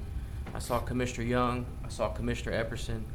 I saw us working together to try to figure out a solution with recently unincarcerated individuals that wanted to see stronger father figures in those homes. And I really enjoyed being a part of that. Now, the news wasn't there, so nobody saw that, and that's the problem, is people always only see what they want to see on the news, and they don't see the other things. They don't see the people trying to make solutions behind the scenes. Commissioner Jones brought up 3, and I spoke with Ms. Johnson, and I know about the situation where it's still unclear if 3 was riding his friend's bike to the store, if an individual is riding with him on that bike that doesn't want to say anything, which is a big situation in our community, because I understand they're scared to talk to the police when they believe that their life could be in danger as well. I know personally my wife and I have mentored many kids that have come to us with that same situation where they know somebody that killed their brother or their cousin or their friend, but they don't dare say it for fear of retaliation. We've even gone to different police departments, both locally and with the parish, and that's what they say is, we understand, but we can't do anything until they say something. That's heartbreaking. Commissioner Jones, I'll be happy to tell you with Mrs. Johnson's case, I personally spoke with the president of Crime Stoppers yesterday. They're going to open up a cold case division, and Ms. Johnson's case is going to be the first one that they're going to address. So you're about to see PR and news media. So for someone to say that I don't do this in every case, well, this right here is wrong, because yesterday I took care of this, and I'm working on a solution for Ms. Johnson because her kid deserves just as much justice as this other of what just happened. But the difference is this: we have to start compartmentalizing crime to the point where we can't always create a law or fix a law if we don't know this situation. When it came to this drive-by, Miss Attorney Frazier, she got on the ball when I called her Monday morning. I said, what do the laws look like on the books for people driving around our city and just shooting? And she told me, and there was a couple different ones, and some of them were not harsh enough. Now, I have heard the situation where there are laws on the books and they're not being held up. People are not convicting. We can't help that. That's not our part. Our part is, we are legislators. Our part is to create the law. So she brought to me that we can increase this from 1 year to 5 years as a minimum. And that would at least give some kids that decide that they're going to drive around in any of our neighborhoods and shoot up with no regard to people or property, maybe, hopefully, the second thought that I'm going to get 5 years. And every single person, if you're driving the vehicle or just sitting in that car, that if you see a bunch of your friends get in that vehicle with a bunch of weapons, you know what time of the day it is, that you excuse yourself from that vehicle because you know that you may be sitting in jail for 5 years by just being in that vehicle. That's the goal, what I have on this agenda. You guys all know that I was in the middle of a shootout at Tinseltown. You didn't see me react and try to put a law on that because there's nothing that you can legislate when it came to that. I was at the wrong place at the wrong time. This happens all over our city. So while we're compartmentalizing these and we can figure out what laws that we can strengthen on the books, some of them have nothing to do with laws, and some of them are a heart issue. And we have to go to God for those, and we're gonna have to fix those from the home. And those are things like what we did in your neighborhood. And it's gonna take a collection of all of us doing all of that. So one silver bullet is not gonna fix all this, but us working together will. You guys know I tried to create another law. It got shot down here, but Miss Dottie Bell is carrying the water on that. With Southwood at my district, a lot of those fights originated from Facebook, TikTok, and that other app where they stream videos and they have challenges. I think that's absurd, but that's unfortunately the day and age that we're in. We're trying to lobby Congress and the FCC to lock down social media while our kids, our students on campus, to stop that. Ms. Dottie Bell's going to try to take care of that for us. We can only do what we can do. I know we'd love to fix everything, but we can only do what we can do. I'm going to move this along to something a little lighter. It is Teacher Appreciation Week. You've got about a minute and a half, Commissioner. Well, I'll be quick, sir. I want to hats off to Commissioner Atkins. He represented us today. It's National Prayer Day. We all came together. It was great. There was different pastors from all over the city, different public officials from all over the city that prayed together this morning, that had breakfast together, and talked about working together to find solutions to fix these issues. It was nice to hear our president lead us in what was going on. It was nice to hear Marco French and what he's doing in Queensboro at that school and get those accolades. So I'm glad I got to take a part in that. Last, Mr. Samuel, on the mosquito issue that I sent to you, the lady sent me a lot of houses that are around her that need property standards. I told us that's not us, that's the city of Shreveport. So while you guys are over there checking out that pool that's full of mosquitoes, if you see any property standards issues, can you report them to the city to let them know? Thank you, sir. Thank you, President. Thank you, Commissioner Chavez. We've already, Commissioner Epperson, second time. Thank you. Just a point of information, just want to let you all know that I was raised up in what they call Woodlawn Terrace Apartments now. It was Bel Air Apartments in 1958. It was the first subsidized housing projects in the United States of America. And we were immaculate. It was clean. And the apartment that I was raised up in is still standing over there today. It's somewhat a different state than it was then. 6608 Cliff Street, Apartment D. Also, I raised all 5 of my children in the Cedar Grove area. 309 East 81st was where my parents bought their first home in 1962. They call that Eagle Eye subdivision, right across from 81st Street. But it looks a hell of a lot different now than it did then. Just want to get that point of information out. I've often heard so many times down here that people say they get texts from their constituents while they're debating or something is up.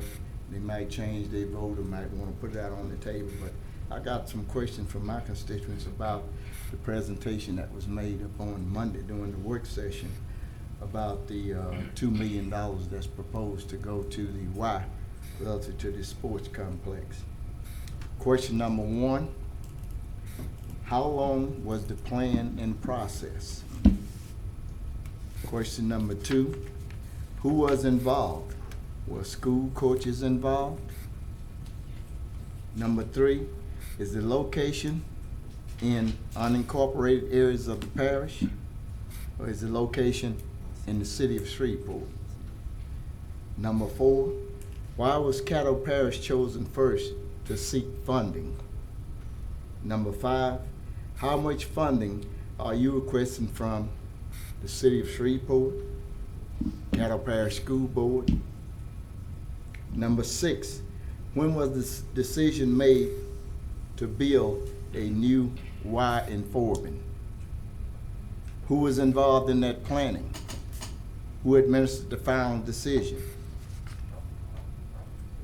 What was the final cost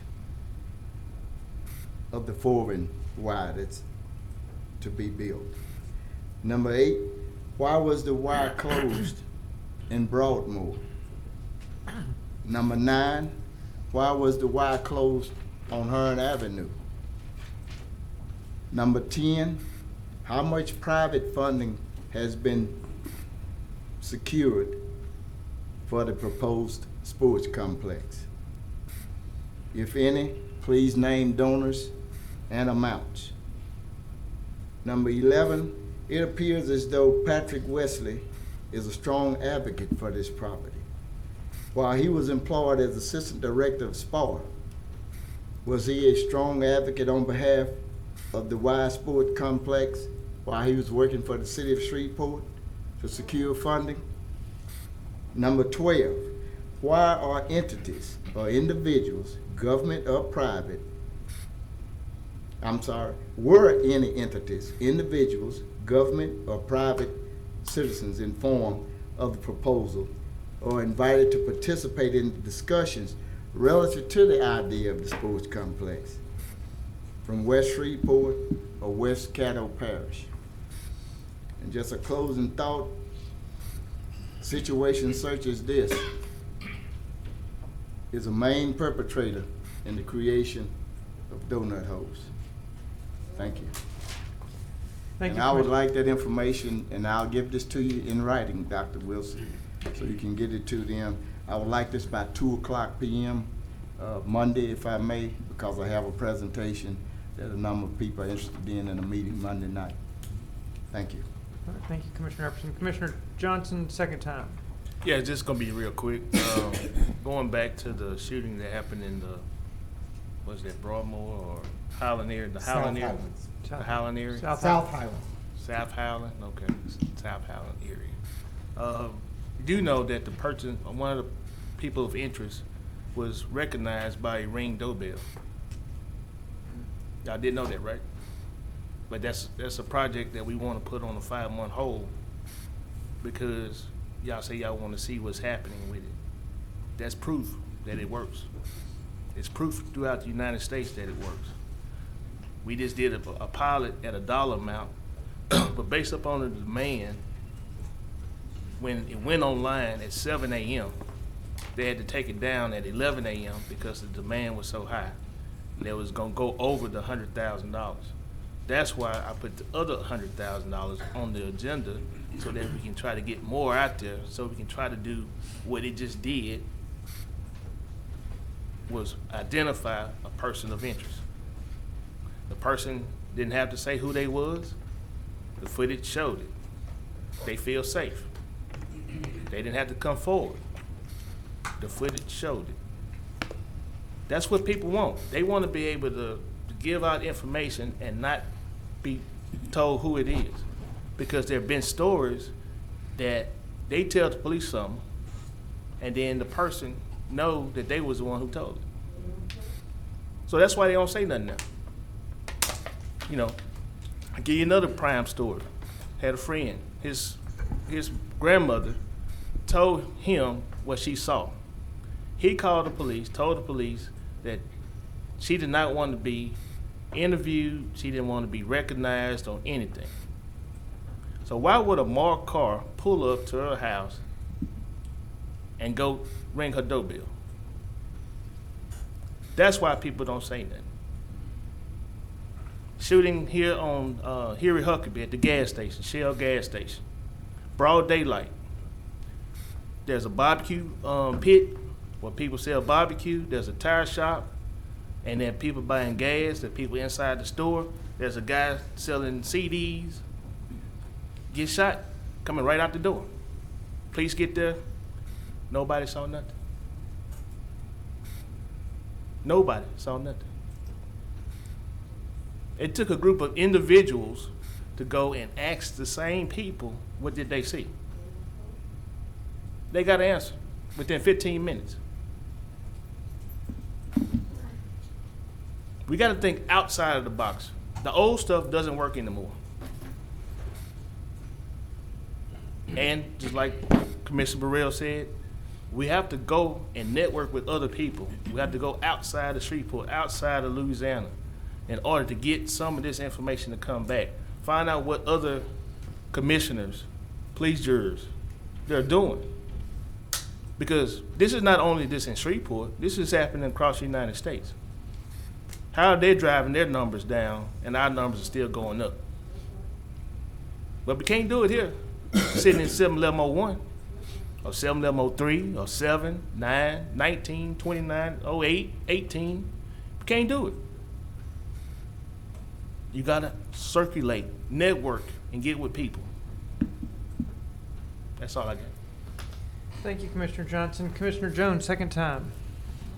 Thank you, Mr. President. I just want to, and I think you all may agree with me since I've been serving that I've been a pretty fair individual, very cordial with everyone, try to make sure that everything I say and try to be extremely careful with my words so they won't be twisted or misconstrued. So I do believe that I personally thank each and every one of you who came out to Compassion for Lives over in Cedar Grove. Not only privately, but publicly as well. The very next public meeting that I could get in to put on the record that you all came out, you did. Come over to Hollywood, to Hattie Perry Park, and you engaged with the citizens. Many of you spent more time there than I did. And I'm grateful for that. So I don't want that to be, I don't want it to come off as I'm not appreciative for you coming out and taking time out of your day. I do appreciate that. But I need everyone to understand that sometimes, or every time I speak about crime, I speak from a passionate place. My mother had 2 sons, and it was me and my brother. We're 9 years apart. So he was almost more like of a father figure to me than a big brother, because there was no male leadership in the home. He was that guy. Despite the life that my brother lived, it still hurt me that he was taken away by gun violence. And so there's no day that goes by that I don't think about that. Every time I fly to Shreveport Regional Airport, I'm reminded of where I was at the time that my brother was murdered. I was working for American Airlines, throwing bags out of the back of a plane, and my phone rang. I'm not even supposed to have my phone on me at the time. But something told me to answer my phone, and someone told me they just killed your brother. And I literally could not remember which way I was running when I jumped off that plane. I just could not. And the only thing that calmed me down was seeing my mother's name come over, because I felt like at that time she was going to tell me it was a rumor, but she confirmed it. And because of her strength, I was able to actually try to get through that weekend. We spent 3 years with no answers whatsoever as to what happened with my brother, who was involved, any of that. The reason why myself and Rod Demery have a very close relationship is because he solved my brother's case that was cold for 3 years. He's like a big brother to me. I can call him right now and he will answer the phone. And I would do the same for him. So I don't just speak from a place of trying to grandstand or any of that. That's not what it is for me. I could care less about any of this. I've gotten this position to serve the people. And whenever the Lord is ready for me to stop doing it, I'm going to stop doing it. Whether that be if I quit or the people don't vote me back in, it doesn't matter. I know that I've served my purpose. So I'm not here to try to be popular, anything else. I have no plans after this office to serve in public service. This ain't a career thing for me. I want to see my community be better because I've personally experienced what it feels like to have no answers and you're just sitting there wondering every day what happened. And even after sitting in that courtroom and hearing the judge tell that man he was guilty and he would not get out of jail for the rest of his life, it's still hard for me to find a place of healing. So I have a personal connection when it comes to victims and families of gun violence. So I don't want to come off offensive or anything like that, but just know I'm really passionate about it. And that's why I get into these rants, as some people have said. But you know, when you've personally experienced something, you just come from a different place when it hits you different. I love all of God's children. So what happened to Landry really bothered me. Please know that. Absolutely bothers me right now. So this ain't a black-white thing for me. This is about caring about all of God's children. All the time, in every situation. And when I mentioned the whole Texas deal, the reason why I was bothered by it, because if we're needing to do something for better services, it shouldn't matter who's saying it. That was my whole point. It shouldn't matter who's saying something about raising taxes for better services that are going to make our lives better. I can understand us getting offended about raising taxes for something crazy. But if it's going to make the quality of life better in our parish and our city, it shouldn't matter who's saying it for it to be able to get to somebody's ear. I think that makes sense. If it's going to make the quality of life better, then it shouldn't matter who's standing behind the podium, what their name is.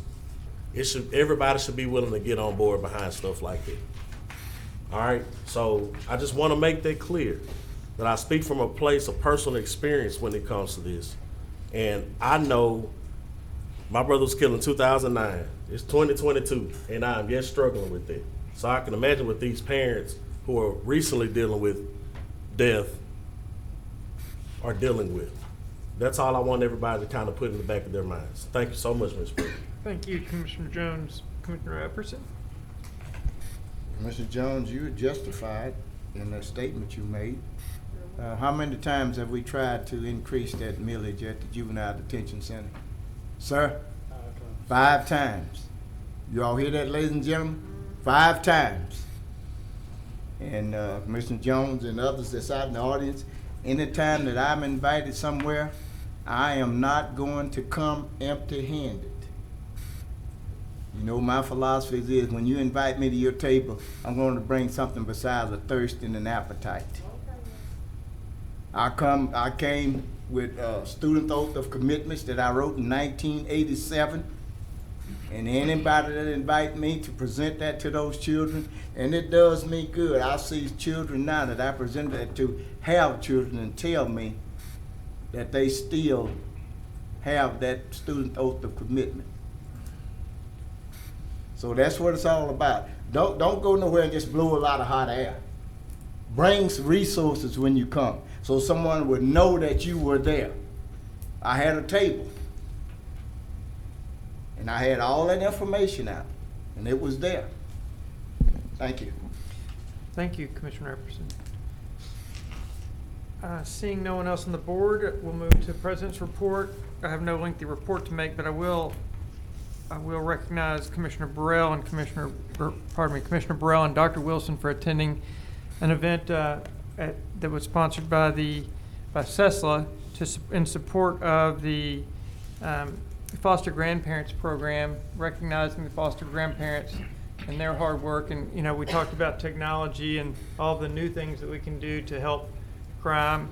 I would say that foster grandparents program probably does more than most to make a positive impact on youth. So thank you, Commissioner Burrell and Dr. Wilson for attending, and thank you, Commissioner Burrell, for your leadership in that program. I also wanted to thank you, Commissioner Burrell, for looking after North Louisiana's budget interests with respect to the rail program, and thank you, Commissioner Johnson, for looking into that as well. If there's anything I can do to be helpful in that regard, please let me know. I think that I, for one, am tired of losing out on budgetary issues to South Louisiana, and I'd really like to see us secure rail access from the Dallas-Fort Worth area all the way through to the East Coast. Lastly, I'll just remind all of us that there are four components to, and I'm no law enforcement expert. I should ask Commissioner Talfero to brief us on this, but there's four components to law enforcement. First, the laws have to be developed by the legislature. That's, we're the Caddo Parish Commission legislature per se, so that's our role in the process. And then law enforcement has to enforce those laws. And then if someone is arrested, then they are submitted to the DA, where the DA decides whether they'll be prosecuted or not. So that's the third step in the process. And then if they are prosecuted by the DA, then they go to the courts, to the judge, where the judge decides whether they are, judge and or juries decide whether they're innocent or guilty or what the case may be. So, there's four steps in the process, and we all need to work together to make a positive difference in respect to crime on the street. So that's all I had. Thank you all for listening. Carry on, Mr. Clerk. What's next on our agenda here? The next item that we have today is just, so we have public hearing on zoning ordinances, but we do not have anything scheduled in that section. So that brings us to public hearing on ordinances, where the first item that we have today is a public hearing for ordinance number 6226 of 2022. That's an ordinance to authorize the administrator to execute a pipeline servitude and right-of-way agreement with Magnolia Midstream and Gas Services regarding a pipeline through and under parish property located in sections 31 and 32. That's in Township 17 North, Range 15 West, Caddo Parish, Louisiana, and otherwise provide with respect thereto. That is in District 12. Okay, why don't we take them all, and then we'll do a public hearing. Okay, I'll continue to read the other items that are up for public hearing today. And just as a note, there is an item on your list for final passage that doesn't have a public hearing scheduled today. The reason for that is that you heard it at your previous meeting. So there was the one that I just read regarding the Magnolia Midstream pipeline. The next item is a public hearing for ordinance number 6227 of 2022. That's an ordinance to deem property surplus and authorize the sale of surplus property owned by the parish of Caddo and otherwise providing with respect thereto. And the third item for a public hearing today is a public hearing for ordinance number 6228 of 2022. That's an ordinance amending the budget of estimated revenues for the American Rescue Plan Fund to provide an appropriation for the North Louisiana Crime Lab in Caddo Parish and otherwise provide with respect thereto. Okay, so thank you, Mr. Clerk. I'd like to open up the floor for public hearings on items 6226, 6227, 6228. If there's anyone in the audience who would like to make a public comment either for or against either of these items, please come to the podium. Seeing no one, the public hearing is now closed. We can advance on the agenda, Mr. Clerk.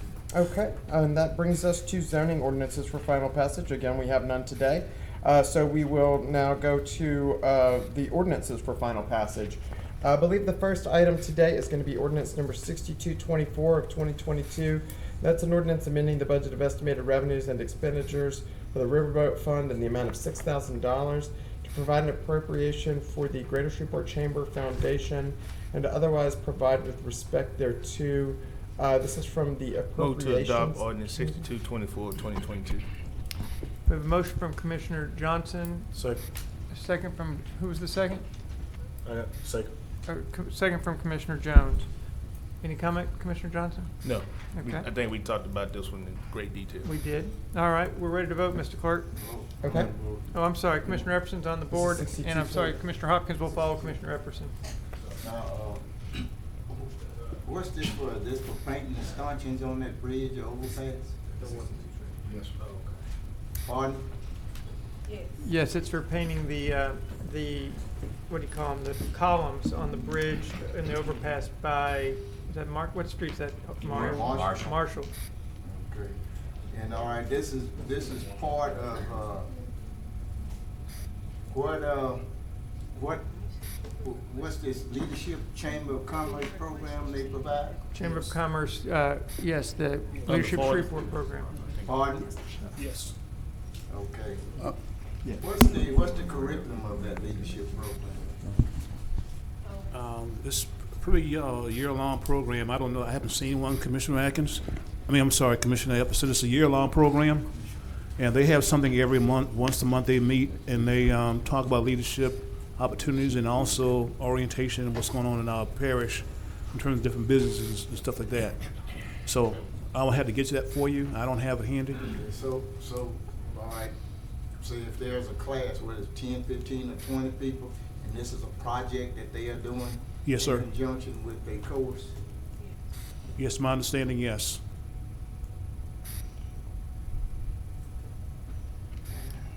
Okay, thank you.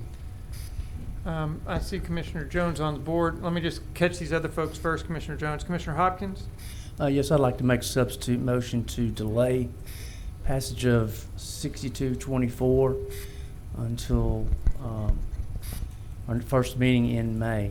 Second. I'm sorry, second meeting in May. Okay, We're we in have May. a motion by Commissioner Hopkins to delay ordinance 6224, seconded by Commissioner Burrell. Any comment on that? Now, Commissioner Jackson asked, he could not be here today, and he asked just to please delay this for 2 weeks. He can give us a little more explanation on some of this. I think he kind of handled some of this from what I understand, but he wanted to be here for that, so I'm just, based on that, I'm asking for a delay. Okay.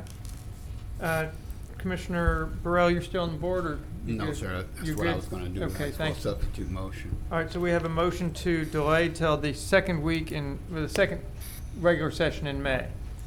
Any comments? All right, let's vote, please.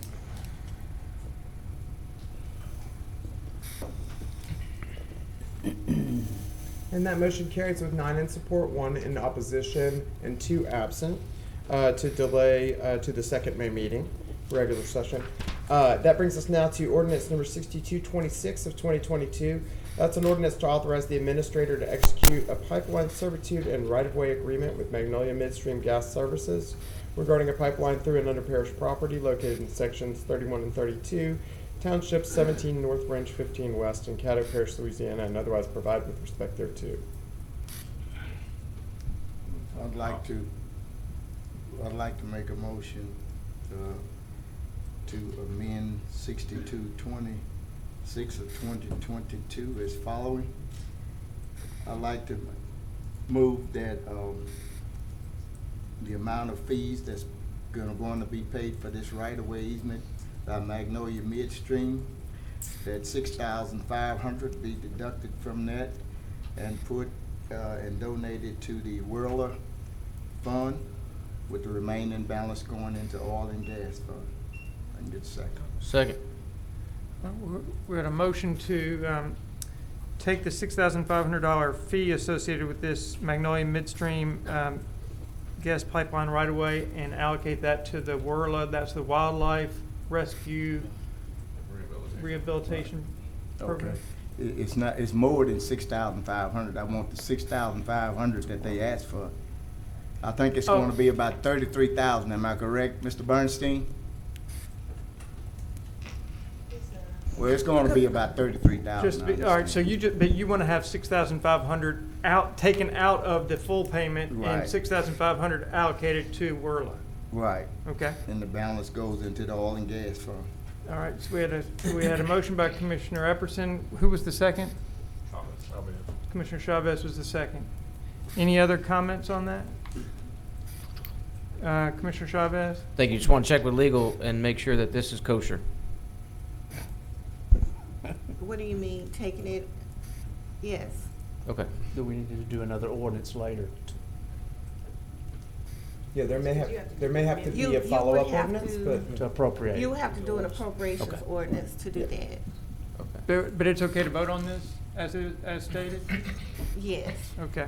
Thank you, President. All right, seeing no one else on the board, let's vote.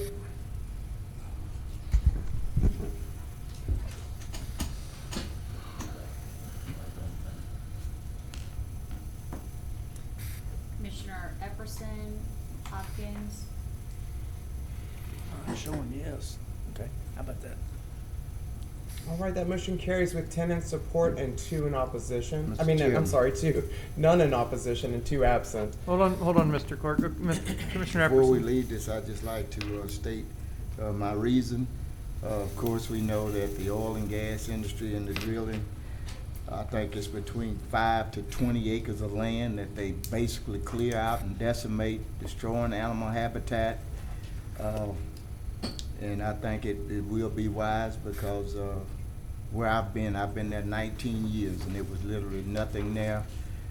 There were hawks that used that territory and hunted and raised families. There were rabbits, there were deer, but that no longer exists with all of the activity, the oil and gas drilling, destroying those habitats.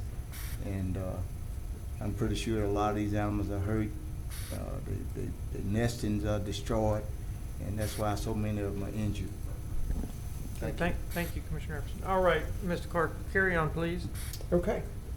And that brings us now to ordinance number 6227 of 2022. That's an ordinance to deem property surplus and authorize the sale of surplus property owned by the Parish of Caddo and otherwise provide with respect thereto.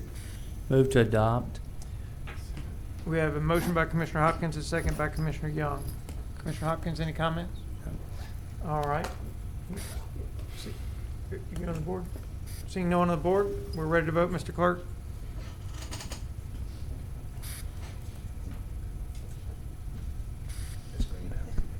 Okay, that motion carries with 9 in support, 1 in opposition, and 2 absent. That brings us to the the final item in this section, which is ordinance number 6228 of 2022. That's an ordinance amending the budget of estimated revenues for the American Rescue Plan Fund to provide an appropriation for North Louisiana Crime Lab. I'd like to move to adopt with the amendment that the funding come from vaccine coordination only.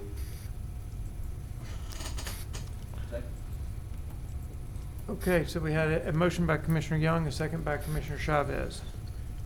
That we adopt as is with the amendment that the funding comes from vaccine only. All right, any other comments? Any other discussion on that? Yes. Sorry, my board is not working right. I would talk about it also. I'm on the board. I can't see it. It's not clear. Yeah, can you clear it, Mr. Clerk? Can you see it at the No. Board of previous vote. Okay. Well, while he works on that, Commissioner Johnson, did you want to Yes, speak? I do. I would like to make a motion to adopt as it is on the agenda. And if I get a second, then I can explain We that. had a motion by Commissioner Johnson and a second by Commissioner Epperson to adopt as is on the agenda. Right, so, basically, when we looked at this in the American Rescue Committee, we didn't have a quorum to actually vote on it. So the commissioners that were there basically said that we would just put it on the agenda. When you talk about crime, and we're talking about crime all day long, and this is what they need from the parish to keep this crime lab in operations. Caddo is one of their major customer, and so when you're looking at the money that's coming from ARP, there will be some projects that probably won't make it all the way through, and there will be some money that we'll have to reappropriate some other kind of way. And Commissioner Young mentioned that the green infrastructure is a long-term type deal. So based on what that information and based upon the priority, because when you look at the money that we got, there's a priority of need that has to go out. When you look at lost revenue, that's the first swipe through. And then there's agencies in which we fund through our money. That's the second swipe through. And then there's what I call some of the projects that commissioners came up with and said that they wanted to try to do. That's the lower tier. This crime lab is going to help support the DA office and also the Shreveport Police and the Shreveport Sheriffs. But they didn't give any money. This money is coming from the parish itself. The DA could basically give some money, but then turn around and build the parish. So we might as well go ahead and put the money in ourselves. So we had already allocated basically all the money anyway. And Commissioner Jackson said that you can take the $40,000 from the vaccine program. And then looking at the green infrastructure, being that it's going to be a long-term type deal, and like I said, to me it's one of the lower priority type deals, even though, yeah, we do need clean drinking water, but most of our water is surface water anyway with the use of Cross Lake, Caddo Lake. That's why I'm saying that's how we appropriated those. As we go along this year, next year, 25, well, when y'all here in 25 and 26, and if those monies don't pan out, then you can always go back to your green infrastructure and put some additional funds in. One of the things that we're gonna have to do too is Caddo Sewer District 7, they had a request in, I think, of like $1.2 million, and we only gave them like $150,000 because that was all that was left. So some of these projects that do not pan out, then we probably would need to increase their funding. And that's people that stay in North Caddo Parish before you get to Blanchard. And some of them are on the edge of Blanchard, but not in the city limits itself. Those citizens deserve to have, appropriate sewage. And basically their funding comes from the bills that they pay, or if they get a grant from the state. So this, as the committee formed and met, the ones that were there, this is pretty much what we came up with. And so that's why I want to make this motion go as it was already written. Okay, thank you, Commissioner. Is that it? That's it. Thank you, Commissioner Johnson. Commissioner Young, somehow you I'll wait my turn on the list. You good? Okay, Commissioner Burrell. Thank you, Mr. Chairman. I was in that meeting on the ARPA. I guess that was the American Rescue Fund plan. Personally, I didn't care where it came from. I just know that the crime lab at this point had a high priority to try to stay funded because of what it does, especially in the area of criminal justice. And the director came and he explained to us that this was a one-time shot. They just need to get over the hump until they can identify a more permanent source of revenue. And it's a very critical, as Commissioner Johnson say, a high priority item. And we just need to help them at this point. So I'm not gonna get into where it's gonna come from. I think Commissioner Jackson did offer to take some from monies that he had allocated for some things, and I know that several different ones took pretty big chunks out of this ARPA fund, and many times we do have things that come up that are a priority, and we have to change our priorities. So this is one of them. Thank you, Mr. Chairman. Thank you, Commissioner Burrell. Commissioner Epperson. Okay, is this a one-time funding? Okay, what's gonna happen from this point on next year? They're working to identify ongoing funding. See, during the pandemic, the way I understand it, the pandemic caused a problem in how they generate their funds. It was based upon court fees. So they're gonna have to look at alternative ways to get this funding on a going forward basis. Are there any other government entities that are giving them funding? The state. State, what about, do And the parish. Soto use them? The city. Natchitoches? Yeah, the city. Are they giving them anything? Yeah, City Shreveport. Okay, so things should pick back up once the pandemic over. Courts in full session, those fees should start coming in. Right, but even at that, it's my understanding that using court funds to fund this is still not a proper way of doing it, but they're gonna work toward an alternative. All I'm saying is that, they built that big old fancy place over there for some reason, then I agree. they ought to make sure that they got some consistent funding. Thank you. Thank you. Let's see, Commissioner Chavez. Thank you, President. My comments fall right in line with Commissioner Burrell's. I really don't care how it gets funded. I just want the end result. So I guess if we can't figure out an amicable solution on this go-round on conversations, I'd be fine with delaying this to the end of the agenda and allowing our commissioners to maybe go back there and figure out a solution so that we could walk out of here with this solved. But one thing that we did talk about, Commissioner Epperson, that I'd like to see is they have an amazing building and a crime lab there. We're about to get a law school. It would be awesome if we had a crime school in regards to doing forensic science here in Caddo Parish and having students come here from other cities and states to teach them and then them go back to their respective places. Well, that's on the table. I would like to see Matter of that. fact, he addressed it when he was here. So that's all, President. Okay, thank you, Commissioner Chavez. Commissioner Young. Thank you. I'd like to offer an amendment. I hope it's friendly to add the proviso to the substitute motion on the table that the green infrastructure funding be replenished from the first funds made available from ARPA when they're disqualified for their current allocation.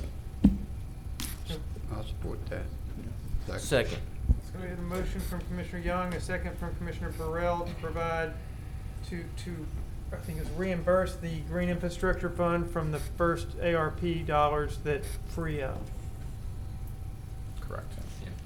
All right, so that is the motion on the table for a vote. Anything else? Epperson's on the, Commissioner Epperson is on the. When we saying the green initiative, is this what those people come down here talking about, the Green New Deal and all this stuff that they read? May I respond to that? That got anything to do with that? No, Commissioner Epperson, there is a little bit of confusion because of the word green, which often means environmental. This type of infrastructure is green because of the color of leaves. That's good, as long as I didn't know if it was tied into what they was talking about. Yeah, and its goal is not to produce water, but to produce food. That's all. Okay, thank you. All right, so we have Commissioner Epperson, pardon me, Commissioner Young's amended motion on the table. Does anyone need clarification? Or are we ready to vote? Ready to vote, Mr. Chairman. All right, let's go ahead and vote, Mr. Clerk. All right.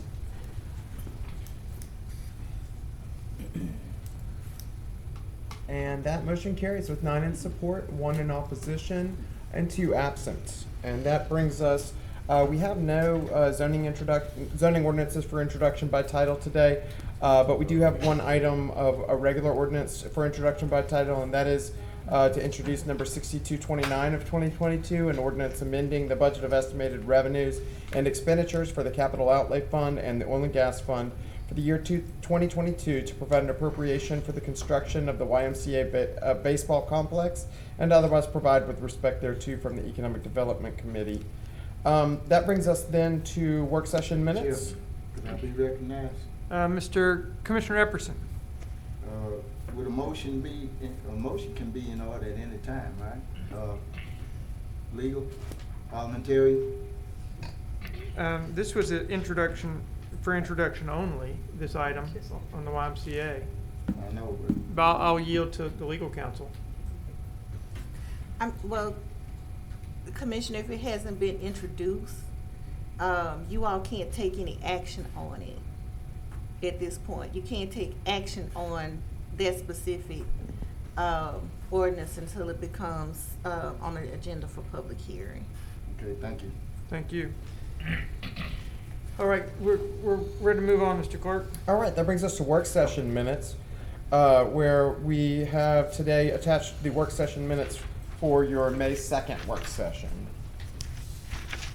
Move to adopt those minutes, May 2nd. A motion from Commissioner Johnson, a second from Commissioner Burrell to adopt those minutes. You can't vote unless you do it by hand. Yeah, let's do a vote by raising. Oh, here, I think we're back up now. It's restarting. It's rebooting. It's gonna take a little bit. All right, all in favor of approving the minutes as written, please raise their hand. Gotta do roll call. Okay, yeah, we're gonna need to do roll call. Okay. Just to make sure, because we have to have an acknowledgement of it in the record. Okay. So Commissioner Hopkins. Yes. Commissioner Johnson. Yes. Commissioner Jackson is absent. Commissioner Young. Yes. Commissioner Burrell. Yes. Commissioner Jones. Yes. Commissioner Gage Watts is absent. Commissioner Taliaferro. Yes. Commissioner Atkins. Yes. Commissioner Chavez. Yes. Commissioner Lazarus. Yes. And Commissioner Epperson. Yes. All right, that motion carries Commissioner Epperson, are you new with on 10 in the- support and 2 absent. 1 second, Mr. Clerk, Commissioner Epperson, is this old? Are That's you old. okay? You can clear that. Okay, carry on, please. Okay, that brings us to resolution that brings us to resolutions, where the first item that we have today is resolution number 26 of 2022. That's a resolution urging and requesting the Louisiana legislature to allow local planning and zoning issues to be resolved by local governing entities and opposing legislation. Move to adopt resolution 26 of 2022. Second. A motion from Commissioner Johnson, a second by Commissioner Epperson. Taliaferro. No. We'll give Taliaferro one Yeah. today. So, Too quiet over there. a motion from Commissioner Johnson, and a second from Commissioner Taliaferro to adopt the resolution number 26. Would you like to speak to your motion? Basically, this is just keeping zoning and planning issues to the local government and not doing away with it. Okay. All right, it looks like Commissioner Chavez. Thank you, President. I just wanted to see if I could get some clarification, and maybe from the author or yourself. I had opposition or emails of opposition saying they didn't want this, but it was very confusing to me, because it says they want local people making these laws, but the people said that they want to be locally represented. It seemed very contradictory. Yes, I think there was some confusion on the interpretation of this particular legislation. Okay. All right. Thank you, President. Thank you. All right, I think we're ready to vote.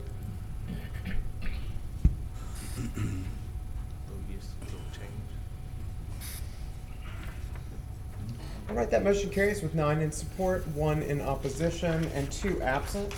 And that brings us to resolution number 27 of 2022. And that's a resolution ordering and calling a special election to authorize the renewal of special taxes and the issuance of general obligation bonds, making application to the State Bond Commission, and providing for other matters in connection therewith. Move to adopt resolution number 27. Second. a motion from, who was it, Commissioner It Hopkins? doesn't matter. It don't matter. We'll You give put 'em something to on the that book. side, we'll throw something to that side of the horseshoe. Commissioner Hopkins made the motion and Commissioner Lazarus seconded it. Hey, would you like to comment on this, Commissioner Hopkins? No, sir. Okay, seeing no one on the board, we are ready to vote.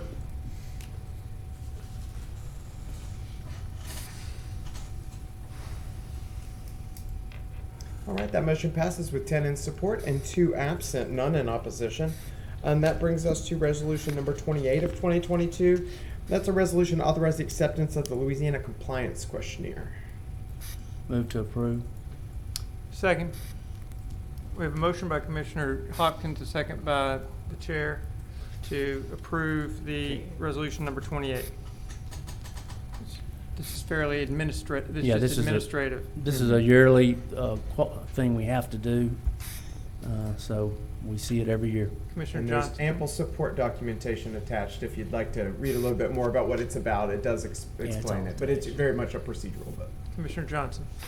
Like to englobo and adopt resolution number 28, 29, 30, and to approve the appointment of Ward 2 Industrial Board. Second. We have a motion from Commissioner Johnson to englobo 28, 29, 30, and include Ms. Julie Gilly-Milam for the Ward 2 Industrial Board, and that motion was seconded by Commissioner Jones. And that was also to adopt, englobo and adopt. Englobo and adopt, thank you. Commissioner Chavez. Just wanted to make a comment that Mrs. Gilly is a fabulous nominee. So thank you, Commissioner Hopkins. Thank you. Okay, we see no one else on the board. We're ready to vote.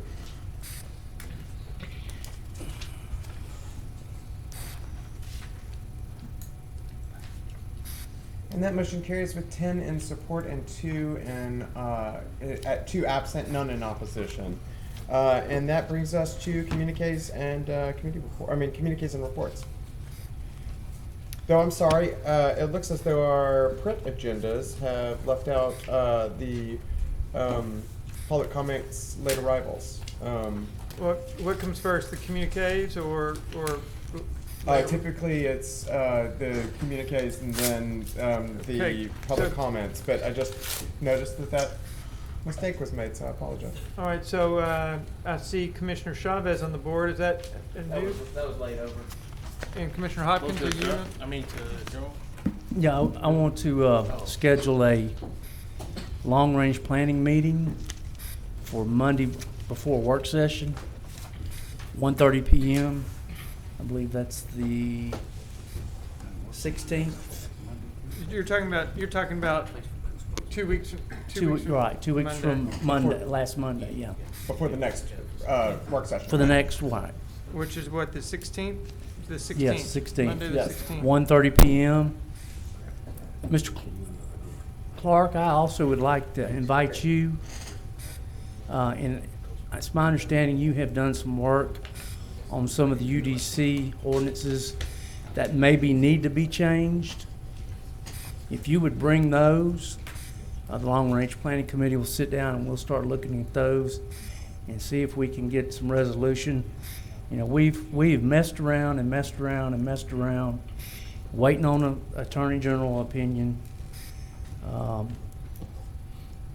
Put off, and now we got, I voted against sending the resolution, but I also disagree with any of our legislators deciding without coming to us first and at least letting us know that that was the plan. So we don't need to be dependent upon the legislature or anybody else. We need to decide, and let's start making some movement on this. We've got a planning board right now. Whether we keep a planning board or not, we'll see. But we need to at least start looking at things so we can move forward and not be in this little gray area we've all been in. And I know we can't do a lot until the Attorney General brings his opinion, and I don't see that till June. So, I'm just telling you what's going on in the legislature. Well, They're busy. If I may, They're busy. They're trying to get budgets approved. if I may jump the list here and just ask a clarification point while you're on that topic. Ms. Frazier, where are we with our planning board? You know, I know they were scheduled to meet, and then there was some pushback. Where are we with all that? They had their, I guess, organizational meeting. I believe it was last week. And so they will have their meetings at the end of this month. They're scheduled to meet, I believe, every last Wednesday of the month. A formal meeting with an agenda and cases? A formal meeting with the agenda and notices sent out to the official journal for 3 weeks prior to the meeting. So we're making some progress on whittling down. We will soon be making some progress on whittling down the backlog.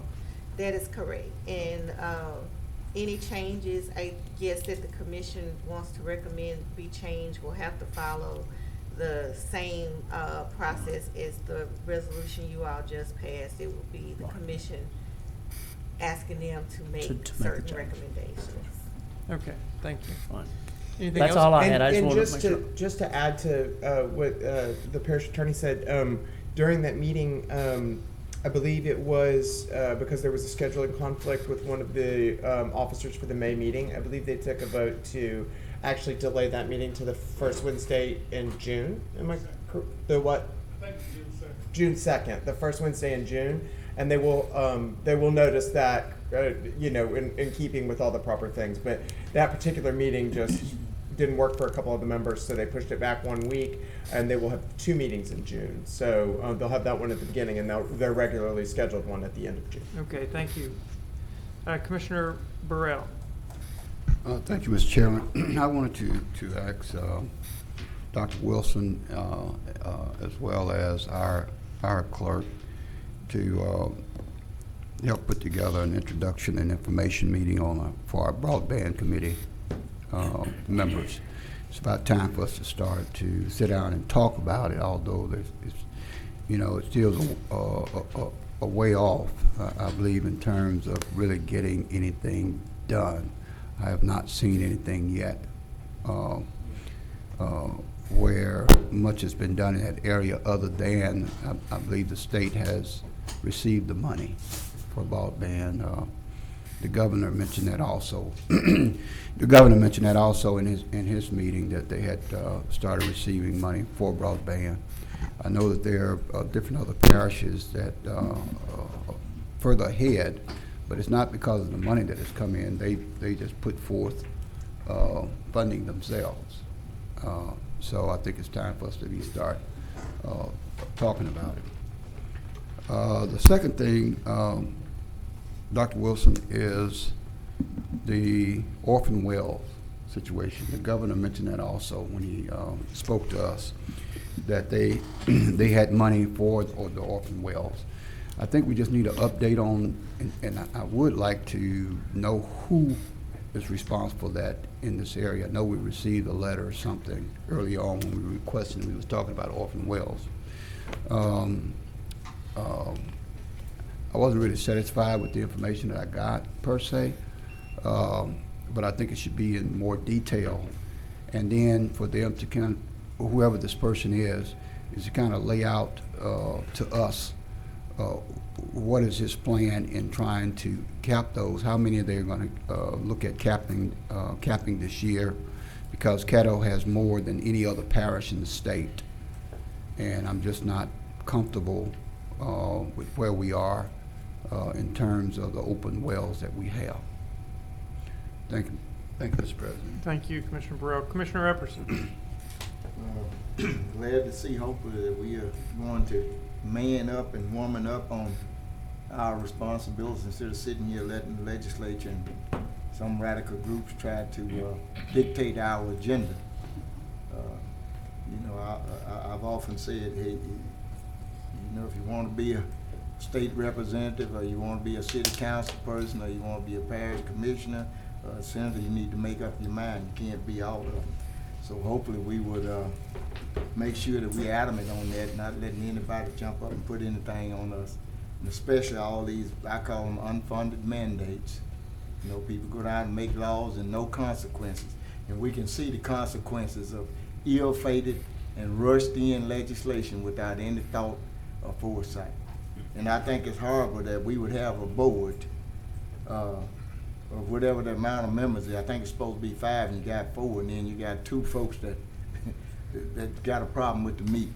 That's ridiculous. If you aren't going to be able to serve and adjust your schedule to serve, you should not accept those positions. Plain and simple. Also, I'd like if you all would maybe invite the young lady that came down and spoke Monday about she was ready to do in and everything, and she was tired of everything. Would you maybe see if she would like a position on that citizen juvenile committee? Somebody would engage her in that. She might want to be that. And Mr. Chairman, you made a comment Monday, and one of my constituents wanted to know. You stated about Bill Cockrell Park. You know, the facility was so nice. So they want to know: are you insinuating that that's all that area needs is Bill Cockrell Park because it's nice enough, or you were just commenting on the facility? Just thought it was a nice facility. Huh? I thought it was I think it's a nice facility. Well, you know, all of them are nice. You know that they put in. All of them got pretty much the same. Well, but anyway, they they're want to not, know not whether you were saying that. Well, yeah, that was enough. That was enough for that area. You know. You just. If I offended your constituent, I apologize for that. I was just commenting that it is a nice park, and it's nice. You should have seen it before. It wasn't. Anything else? Okay. All right. Commission Clerk. Yes, I actually just wanted to remind you that on May 16th, I know it was the date that Commissioner Hopkins mentioned for his meeting, but I wanted to remind you all that's also the final day to submit your personal financial disclosure forms to Louisiana Ethics. So if you do need to file one of those forms, make sure you have it in before that day, because the fine for not filing it is a pretty hefty daily fine. So just wanted to give you all a reminder to put that date on your calendar, May 16th. Thank you. And Commissioner Jones. Thank you, Mr. President. Monday at 6 p.m., Bishop L. Lawrence Brandon and Tim and Lane are having a Better Together community rally at Praise Temple at Bishop Lawrence Church.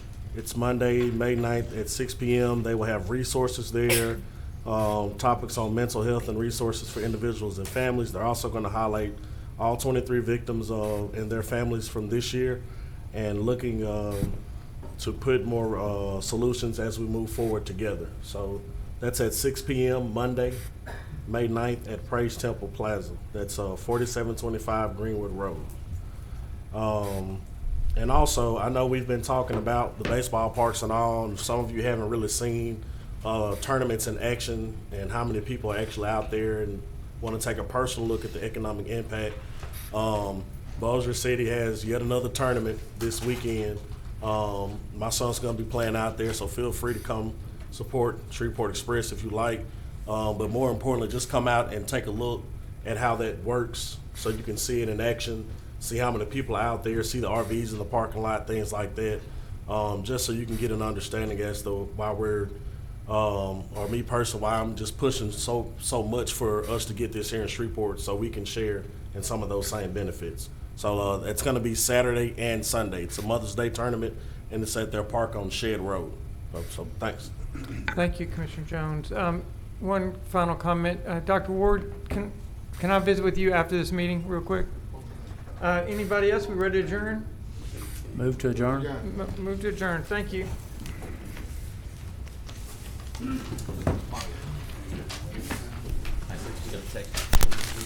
job.